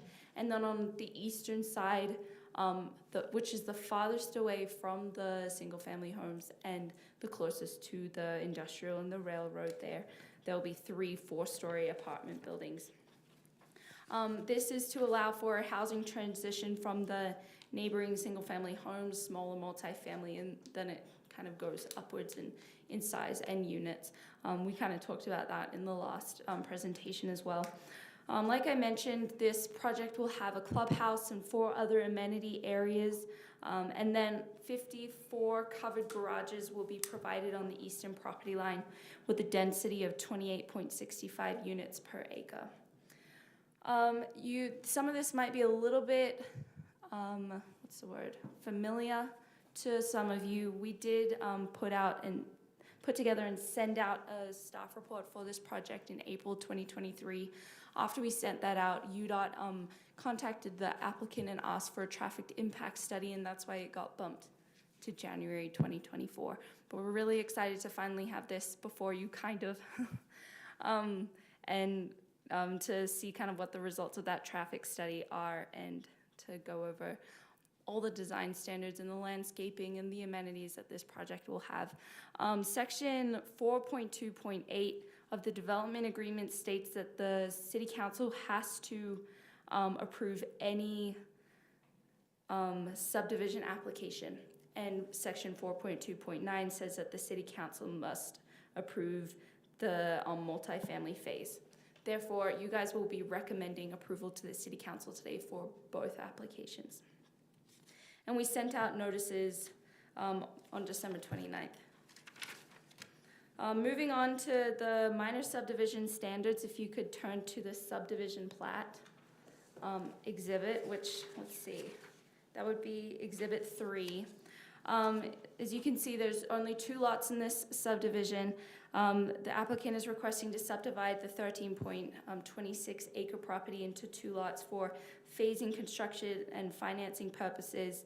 Phasing that phasing the construction will ensure that the project is more manageable for the construction team over time and will also help to manage the overall cost. There's a phasing plan that was provided in Exhibit 4 as well, which is just the next one down. The Anderson Farms Planned Development Zone, which we went over in just the last presentation, it does not have specific development standards like the lot size, the lot depth, the lot frontage that we usually need to look at during a subdivision application. And then also the development agreement doesn't go over that. So there's actually no real standards here to go off of except, just to make sure it makes sense with the phasing plan that they do have. As part of this minor subdivision, the applicant will improve the north side of 500 North. And I'll talk about that a little bit more in the fencing section later on.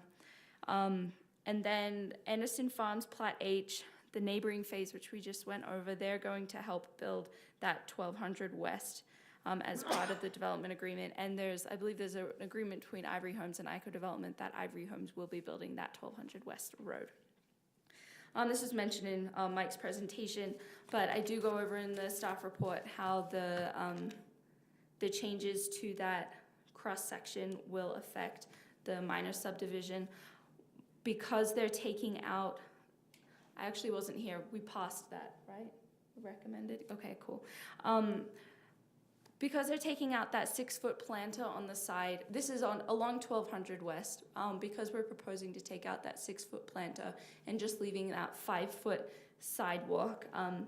Any utilities that were going to be in the planter, think of things like hydrants or streetlights, they will be pushed to behind the sidewalk, which is technically on ICO's property. So that would require a type of easement or something to ensure the city can access those utilities for maintenance. That's added to one of your, to your motion. Just all utilities will be coordinated with the street cross-section for 1200 West. So hopefully that makes sense. Going into the development standards, I'll try to go a little bit quicker. So I know you've all read through that staff report, but essentially we don't have any specific development standards for this site. It just says in the development agreement to work together in good faith to address the design and development issues, including, and it talks about architectural standards, setbacks, etc. But the goal here is to create and develop a high-quality apartment complex. So as long as we keep that in mind as we go through the presentation, I think that'll be great. So just quickly, the development agreement does have 2 sections that kind of go along with this project. That's section 7.4.8. It has a few different things that are required to be finished with this project. I put those in a table in your staff report, which all of you have. That's on page 4. So hopefully you'll be able to read over that. It's things like putting in a full stormwater basin detention. That's included in the site plan, which is Exhibit 6, I believe. Yeah, Exhibit 6. Pressurized irrigation system that will be provided. All the remaining road improvements, we already went over that for 1200 West. And then improvements on 500 North, we'll go over that later on. But it is included in the civil plans. And then the sewer lift station, which was built in 2017. So other than those, 1, 2, 3, 4, 5 things, everything else we are required to work together in good faith for. So first, setbacks. On page 6, it shows a quick map that I put together labeling all the different buildings, and there's a table with the setbacks. I won't go through those, but those are the proposed setbacks, essentially. Something of note is that the garages on the east side, it'll be like a 0-foot setback. They'll be right up against the property line. There's a requirement in the building code that says for certain building types it has to be fire rated. They've been made aware that these garages may need to be fire rated. Do you have any questions on setbacks? This is something that, we're working together in good faith. So there's not like this must be a 30-foot setback, or there's no standards here. So if there are any concerns or questions on setbacks, feel free to let me or Jaden know. Aren't most of these things kind of set up in the development agreement, though? It just says, so every other parcel and plat, it does have these really specific requirements. For the multifamily parcel, it just says to work together in good faith. That is what we have. So, and to create a high quality project. So when it comes to the setbacks, like I said, we don't have an exact number that we need, but we think, as staff, we think that these setbacks are acceptable. They are far enough away from the property line. We'll see the landscaping plan later on. There'll be landscaping all over the development. It will look really good, but I'm just asking. Doesn't that planned residential ordinance, the Anderson Farms Plan Development, say minimum 25 and 5? Well, it does, but that was for more for the single-family I don't think it residential. says that though, does it? It just says for that zone. Well, yeah, but I thought that we had interpreted it so that that was more supposed to be for the single-family residential zones, and then this, because we're working in good faith, that's going to be something different. Anyways, moving on. So when we go to the site plan development standards, we'll look at the traffic flow and the private roadway design. Basically, the fire department has worked really closely with the developer on creating adequate fire truck turnarounds. Something that was really important is right next to the clubhouse, they actually had to take out some amenity space to make sure that a fire truck would be able to reach all sides of the clubhouse and all sides of that apartment building directly east of the clubhouse. Let's see, building C. So we have worked extensively with the fire department to make sure there's going to be adequate turnarounds. Then another thing that came up was 3 lanes for the 500 North access. We required that to make sure there could be proper stacking within the development as people are trying to get out on 500 North. Really quickly, and then, sidewalks, they have landscaping around them. It's buffering the pedestrian ways from the road. Really quickly, just going over the traffic impact study, the recommendations are Exhibit 12 in your packet. So the main takeaway from that is that the study recommends a traffic signal be installed at Anderson Boulevard, 700 North, and Geneva Road, 500 North before the project opens in projected 2025. So like Mike already said, that Anderson Boulevard one it's on its way. It's being designed right now. The Geneva Road one has already been designed. However, it's we've got a roadblock with Union Pacific. So, but I do want to say that the engineers are constantly contacting UDOT trying to get things rolling, but it's just kind of out of our hands. We need permission from the railroad,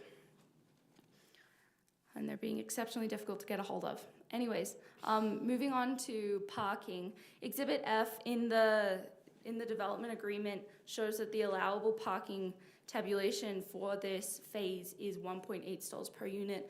The applicant has provided 1.91 stalls per unit for a total of 724 stalls. That includes surface parking, attached parking, which is each building has garages inside of it for the ground level apartments. So that's what the attached parking would be, and then the detached parking are those garages on the east side. 54 garages, and that includes 17 ADA stalls. Because of the different options that have been provided for tenants and visitors, we believe that this parking design is adequate for this development. Next is the fencing and trail connections. If you want to go to Exhibit 6, it's just the site plan, just the engineering site plan. That shows on the south side along 500 North, they're required to install an 8-foot masonry wall to separate the development from the neighboring industrial to the south, along with tree grates, and there'll also be some street lighting down there. And I provided the cross-section in the staff report. Then there is a plan in the works with MAG towards installing a rail trail right on the west side of the current railroad tracks. We're not sure exactly when that will go in, but as planners, we want to make sure we plan for connections from this multifamily development to the rail trail, which will help connect. It's supposed to go through, up through Lehigh following the railroad. So we want to make sure we provide that connection, and then down to Vineyard as well.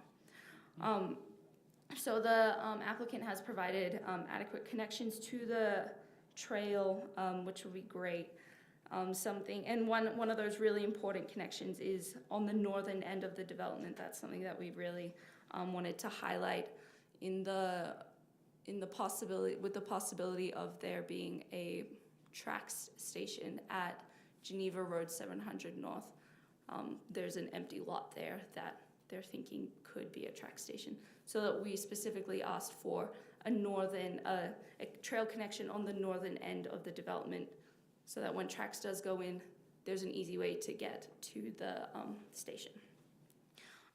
Something that recently came up that with staff is that this trail may not be installed for a while. There's most likely going to be children in this development. It is a railroad, so we talked about this came up today. We talked about temporary fences being put in on those trail connections to make sure we don't have anyone running out onto the tracks. And I mentioned it to the applicant just before this meeting, and it sounds like he's willing to work with us there. Doesn't have to be anything crazy, because again, we're wanting to take these fences out once the trail does go in. Mostly just a safety precaution for the kids that are in the development. Would that be most amenable to the city to have something like a temporary fence obstructing the way, or would it be that we delay the connection to the trail until it's all done at once, and we can, make sure that we have an agreement that's built? Just trying to figure out what will make the property look best and what makes sense. I don't know when the city's planning to install a trail along the east side of the property. Yeah. I know either, right? Yeah, that's MAG is the one planning it, and I believe they're the one funding it. Is that correct? We don't know who's funding it quite yet, but we do know that it is going to happen at some point, and we want to be prepared. So maybe that's something we can talk about with the applicant when it comes to fencing and those connections. Let me see the conditions really quick. Yeah, I think looking at it, there's a crosswalk and ADA ramps and all that stuff to get over to a gate. Just a gate, that might not be, as long as it has the place to put it in. I think the problem is when we're all gone and James Oh, that's is true. gone, Who's gonna pay for that? who's gonna pay for it? Who's gonna remember to put it in? So That's that's true. my only concern is, do we just plan for it now, or do we have some type of agreement? I don't know. I could talk to Brian tomorrow and get his opinion on that. Yeah, and we're totally willing to work however the city wants to direct that. Just visually thinking about, I don't know what temporary would go in to make that look appropriate or kind of lead you to the dead end, right? So just however we can work through that. And I'll just get back to you tomorrow. Okay. On that, if that's okay. Yeah, that can be covered in the motion about technical, final corrections to the engineering documents, that kind of thing. Okay. That's great. Then next, landscaping, that's exhibit number 7.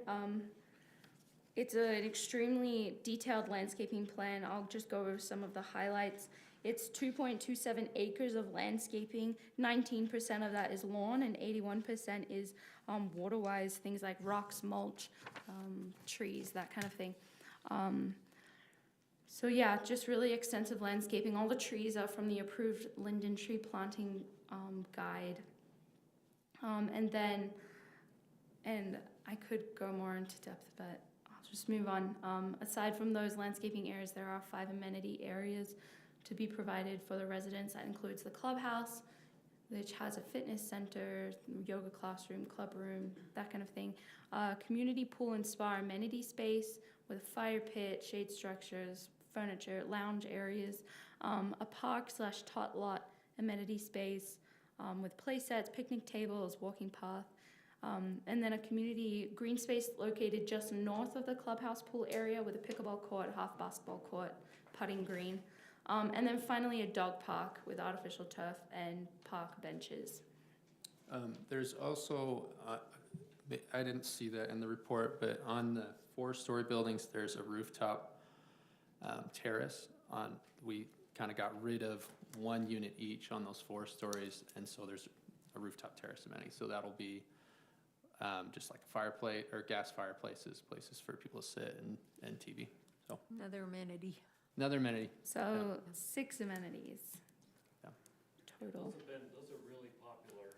Yeah. And I've seen those on a lot of multifamily buildings. They look really good. Yeah, really easy to show off, and I mean, the tenants really like them. Yeah, I'm sure it'll look amazing. So that landscaping, our waterwise landscaping code currently requires that lawn and multifamily developments shall not exceed 20%. So it's 19% right now, so it meets those requirements. And we believe that these amenities will be of a really great value for future Lindon residents that will live here. Lighting, we've received a photometric study and there's no light spillover. There will be street lights installed on 1200 West and along 1200 West, 500 North, and then along 500 North. There's 8 dumpsters in the parking lot, and then onto the design standards. Exhibits 10 and 11 show the design standards for the buildings, the main buildings, and then also the clubhouse. I won't go through all of them. I kind of do in the staff report in that big table on page 10.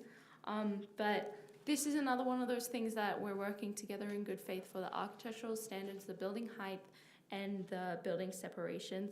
So it goes to the building height here. The tallest building is looks like building D. It could be that building B, C, and D are all the same height, and I'm just off 2 inches. But building D is 48 feet 9 inches, and then the smallest is H through L, 22 feet 7 inches. Again, we don't have any building height requirements for this area. This is something that we are working together in good faith for. Each building has brick. Each building has wrought iron balconies. There's hardy board and stucco for the upper levels. Split face block and brick at the lower levels, and then hardy board and stucco on the upper levels, and then it just varies across. And I wish I could pull up the elevations right now, but that's okay. Let me see. The roof lines have cornice features. There's significant amounts of fenestration on all elevations of the building. They really have a lot of windows, which I think is wonderful for an apartment building. There's floor-to-ceiling windows, which are really fun to have as well. The clubhouse materials have brick. They're brick, hardy board, stucco. They use that. Every single building I've noticed has pillars in it, so it kind of brings the whole development together, including the clubhouse. Any questions on anything I've talked about so far? On the parking, Yeah. will the parking be all assigned to the tenants, or will it be a space plus optional for rent? So the park is typically, the garage spots will be assigned. We typically try to provide as many residents with each unit with 1 covered spot. So,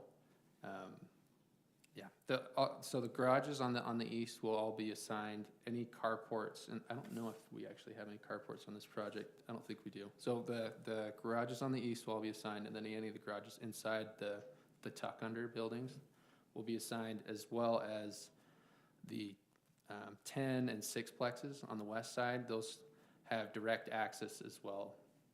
But the rest of the surface stalls are not assigned. They don't assign them to a The particular question resident. I asked for is that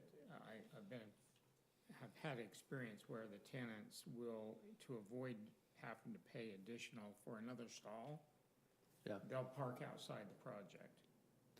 In this setting, where are they gonna park? They'd be parking on like 500 North, but that's be an parking on the street. industrial area, and yeah, we wouldn't really, we'd want them to stay within the development. But is there preferably. Well, that's what you would want, but. How are you gonna prevent Exactly. them from parking outside the project to avoid having It to is- pay extra? Is there Exactly pedestrian right. opens south of 500, or is it all blocked off? There's a 500. wall. Oh yeah, sorry, you go ahead. Sorry, yeah, there's that wall. I don't think there's pedestrian openings besides just the one So entrance on the that'll south. deter, it's a long walk. Yeah, Yeah, it would that's be true. pretty difficult to park outside of this development. Just, there's not parking along 1200 West, which is where I would expect. Yeah, and Most that's- people would try, but I don't think And there's. that's my point, you striped. don't want cars parking outside the development. We don't. It is true that back in 2016, the Lindon City and Ivory Homes, who put together that development agreement, said that they would allow 1.8 stalls per unit. But this applicant has provided 1.91 stalls. So it's more than we are letting, Yeah. if that makes sense. They're providing more than is required. You understand what I'm saying? I do For understand example, what when you you're saying. lease this tenant, you might say you get one space. Mm-hmm. Well, wait, we've got 2 cars. Well, we can give you another space, but you have to pay $25 more a month. And they say, well, we'll just park outside the project, Mm-hmm. avoid paying that. Where are they gonna park outside the project on this project?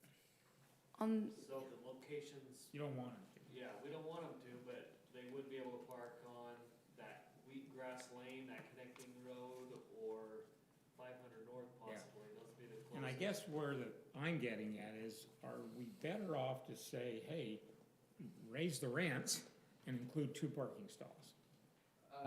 Well, most of these parking stalls aren't assigned or paid. So out of the 724 stalls, 544 of them are surface and unpaid.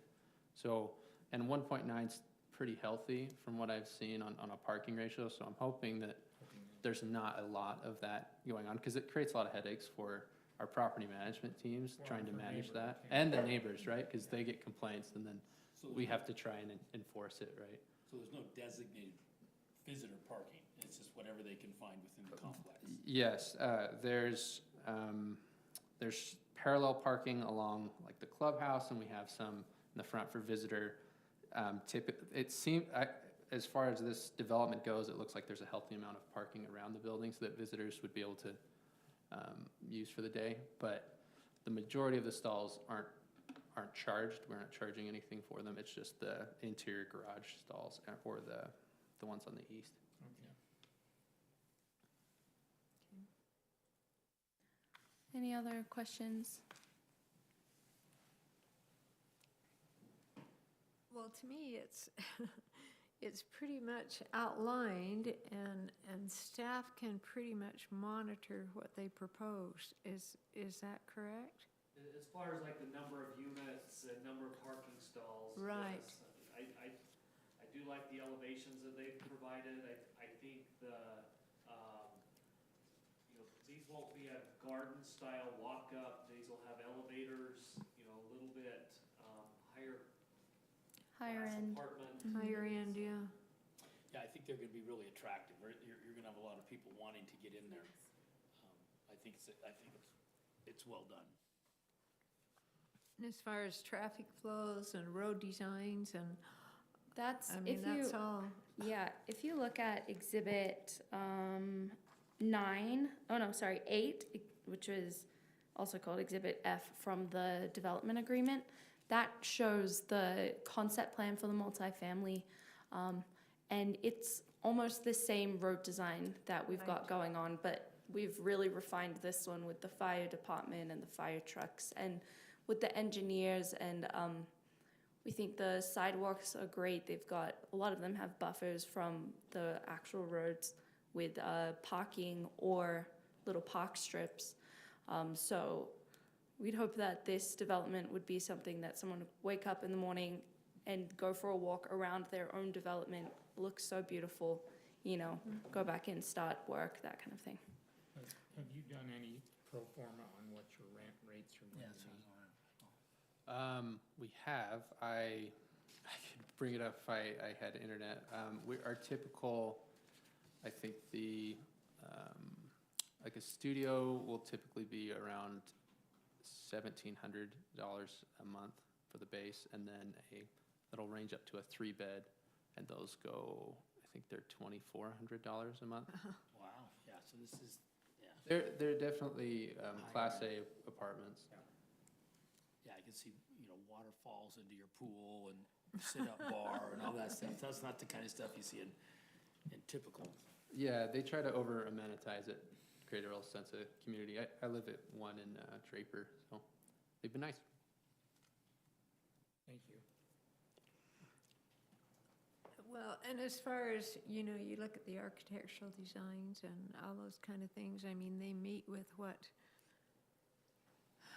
Lindon wants to see happen with their architecture I think in so. their buildings.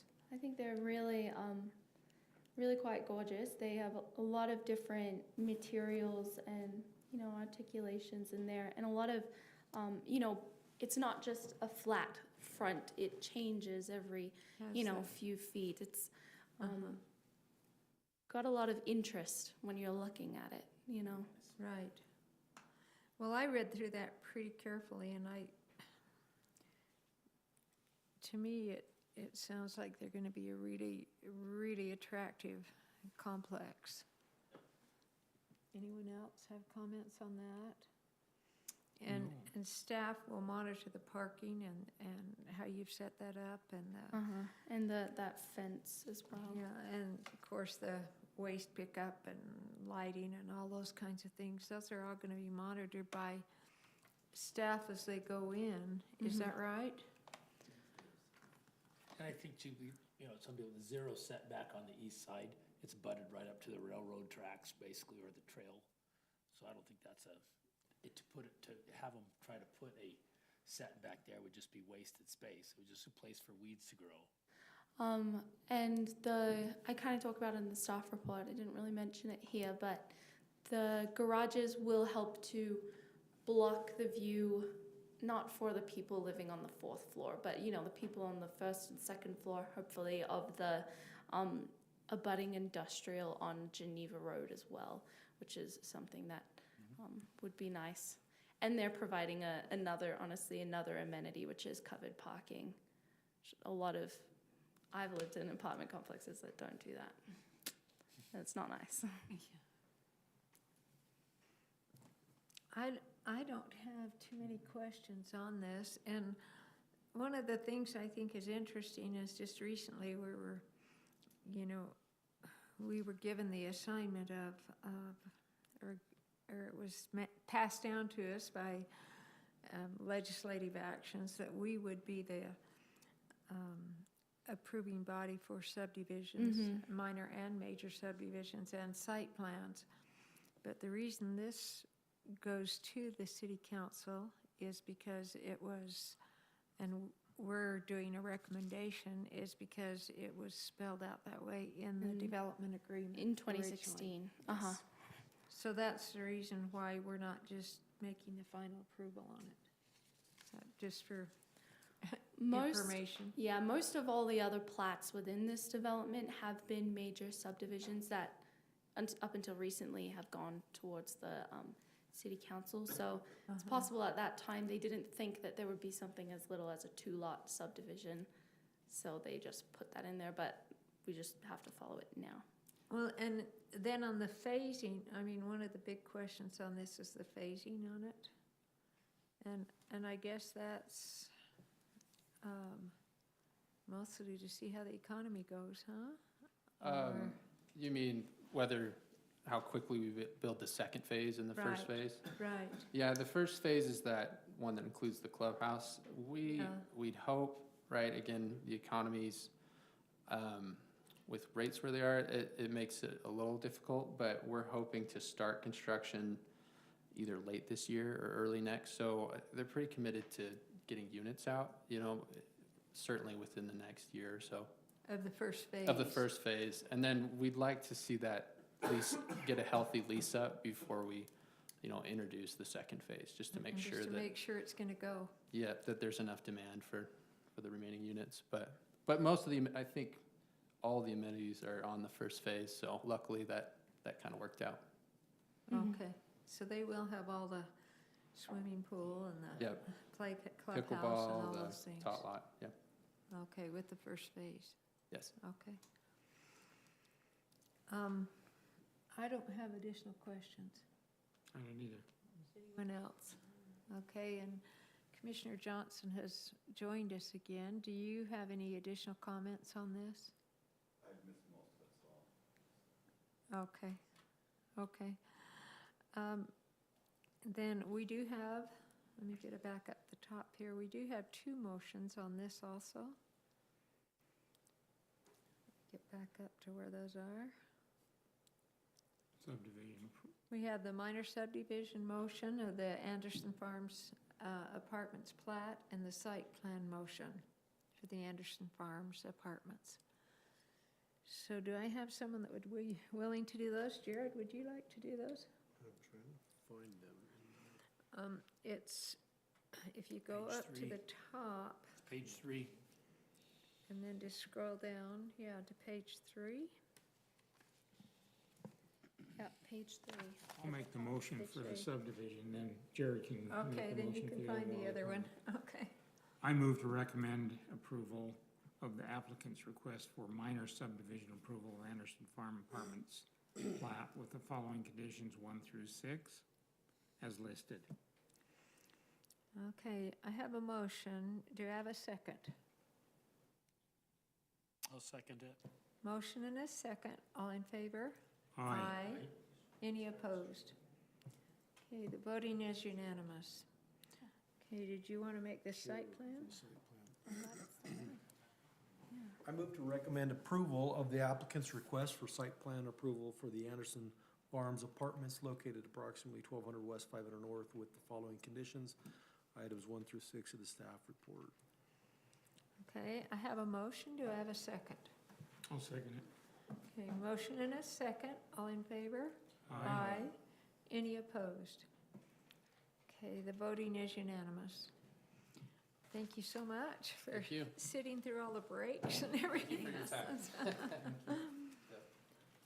Sorry about the internet. Disaster, but glad it worked out. Okay, and then the only other item on our agenda is the Planning Commission Chair and Vice Chair 2024 re-election. And I don't know if staff handles that or, Last few times you guys have just made a motion, discussed it, and then made a motion, so. okay. Well, I know that Steve is interested. Is anyone else interested? I think Steve's a great candidate. He has the experience, the time, and Well, I enjoy his leadership. And I've been doing it for a long time, and Steve is interested and has been the vice chair for quite a while. So, he's very well qualified. do we need to make a motion for that? I'll make a motion that we nominate Steve Johnson as the chair for the Planning Commission. Okay, do I have a second? I'll second that. Okay, motion and a second, all in favor? Aye. And then do we have to do a vice chair? Okay. Is anyone interested in serving as the vice chair? I was gonna say, I think you just raised your hand, right? Do you want to, Jared? Are you interested? No. You're not, not even as the vice? Is there a higher vice than?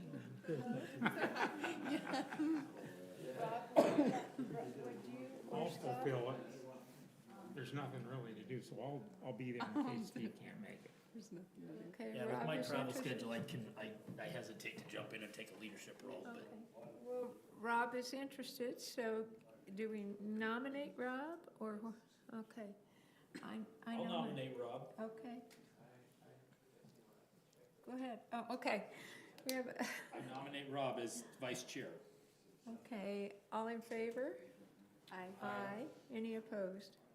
Okay, the voting's unanimous. I don't have to do any more than the Vice President of the United States, I'll be good.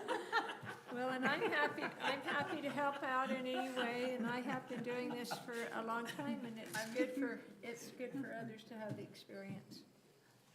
Well, thank you, Sharon, you've done a great job. Move to close the meeting then? Yeah, One item. okay. Oh, yeah, and Oh, I there's have a couple one of things question I was before gonna you go to mention you. too. Can you just tell us exactly what's going on with this new piping up Center Street and how much longer that will be? Do you know anything about that? Apologize. What I will do is talk to our Public Works Director tomorrow and have him send me an update that I can send out to you. Okay. I didn't know if they're gonna go all the way up. The signs said March, I didn't it? don't, there should be some stuff on Facebook, Okay, They I haven't use- checked. but Well, I'll check it out. let me find out about Okay, that tomorrow. Thank you. Okay, the only other thing I thought it'd be good to mention that Rob and Mike are gonna continue as planning commissioners. Do you want to Yep. bring that up? Yeah, our City Council reappointed Rob and Mike in December, so they'll be on for the next 3 years. So. And that's good Couldn't news. last that long. That's good news. Okay, I don't have anything else other than that, I don't know if Mary wants to let everybody know what's going on with you? I accepted a job at Provo City, so I'll be starting there on the 29th. So I'll have one more planning commission, you guys, and I'm very sad about it. Yeah, we are too. And happy. What'd you say, sorry? And happy. Did you say? You must have a job you want and happy. Yes, Well, it must be a Good luck. step upward, and I'm gonna miss Lindon lots, for sure, no matter what. well, we sure have And all appreciated of you you. guys, of course. Yeah. Make sure we hire somebody with a nice accent out on the next candidate. Put that as a. I'll send South African people your way. Okay, do we have a motion? I still have one thing. Oh, I'm sorry. Yeah. Go ahead. So we've been approached this week by one of our car dealerships here in Lindon, Dastrip Auto, and in 2016 he was approved for to do auto and lube in his building in the back. We've allowed him to do an addition to that shop in the back. But the one thing, our ordinance, what it says is that repair and or maintenance of vehicles / merchandise, of any vehicle / merchandise shall take place in an enclosed building. And quite a few of the staff reports that have gone through with the 2016 conditional use permit for the lube and tune-up, for the shop, have basically made reference to that he is doing repairs with for his business, for the merchandise that he has. And so what we want to have him do is apply for an ordinance amendment that would say, if you have a car dealership and a shop, you're allowed to repair vehicles, because auto repair shops are currently prohibited on State Street in the commercial zone. What you're saying is he can repair cars other than those of his. And that's what he's doing right now, because he didn't understand the ordinance and some of the restrictions, but we want to look at doing that because most car dealerships have a service and repair place, and so. So we're trying to prohibit him from doing non-vehicles for sale repairs? We don't want to prohibit him, we want to start allowing that.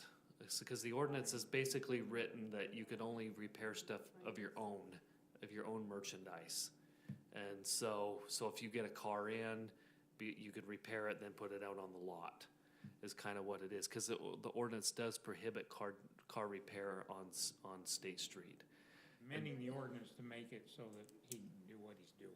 Yes, so we And would that tie also it. makes Go ahead. So we would tie it, if you have a current dealership, then you could have a repair business with the dealership. That way, we're not allowing a whole bunch more new dealers or auto repair businesses. So Lobuk Sales is doing the same thing, right, in their shop in the back. So this would be legalizing some of these things that are already happening, but tying it so it's to a current dealership.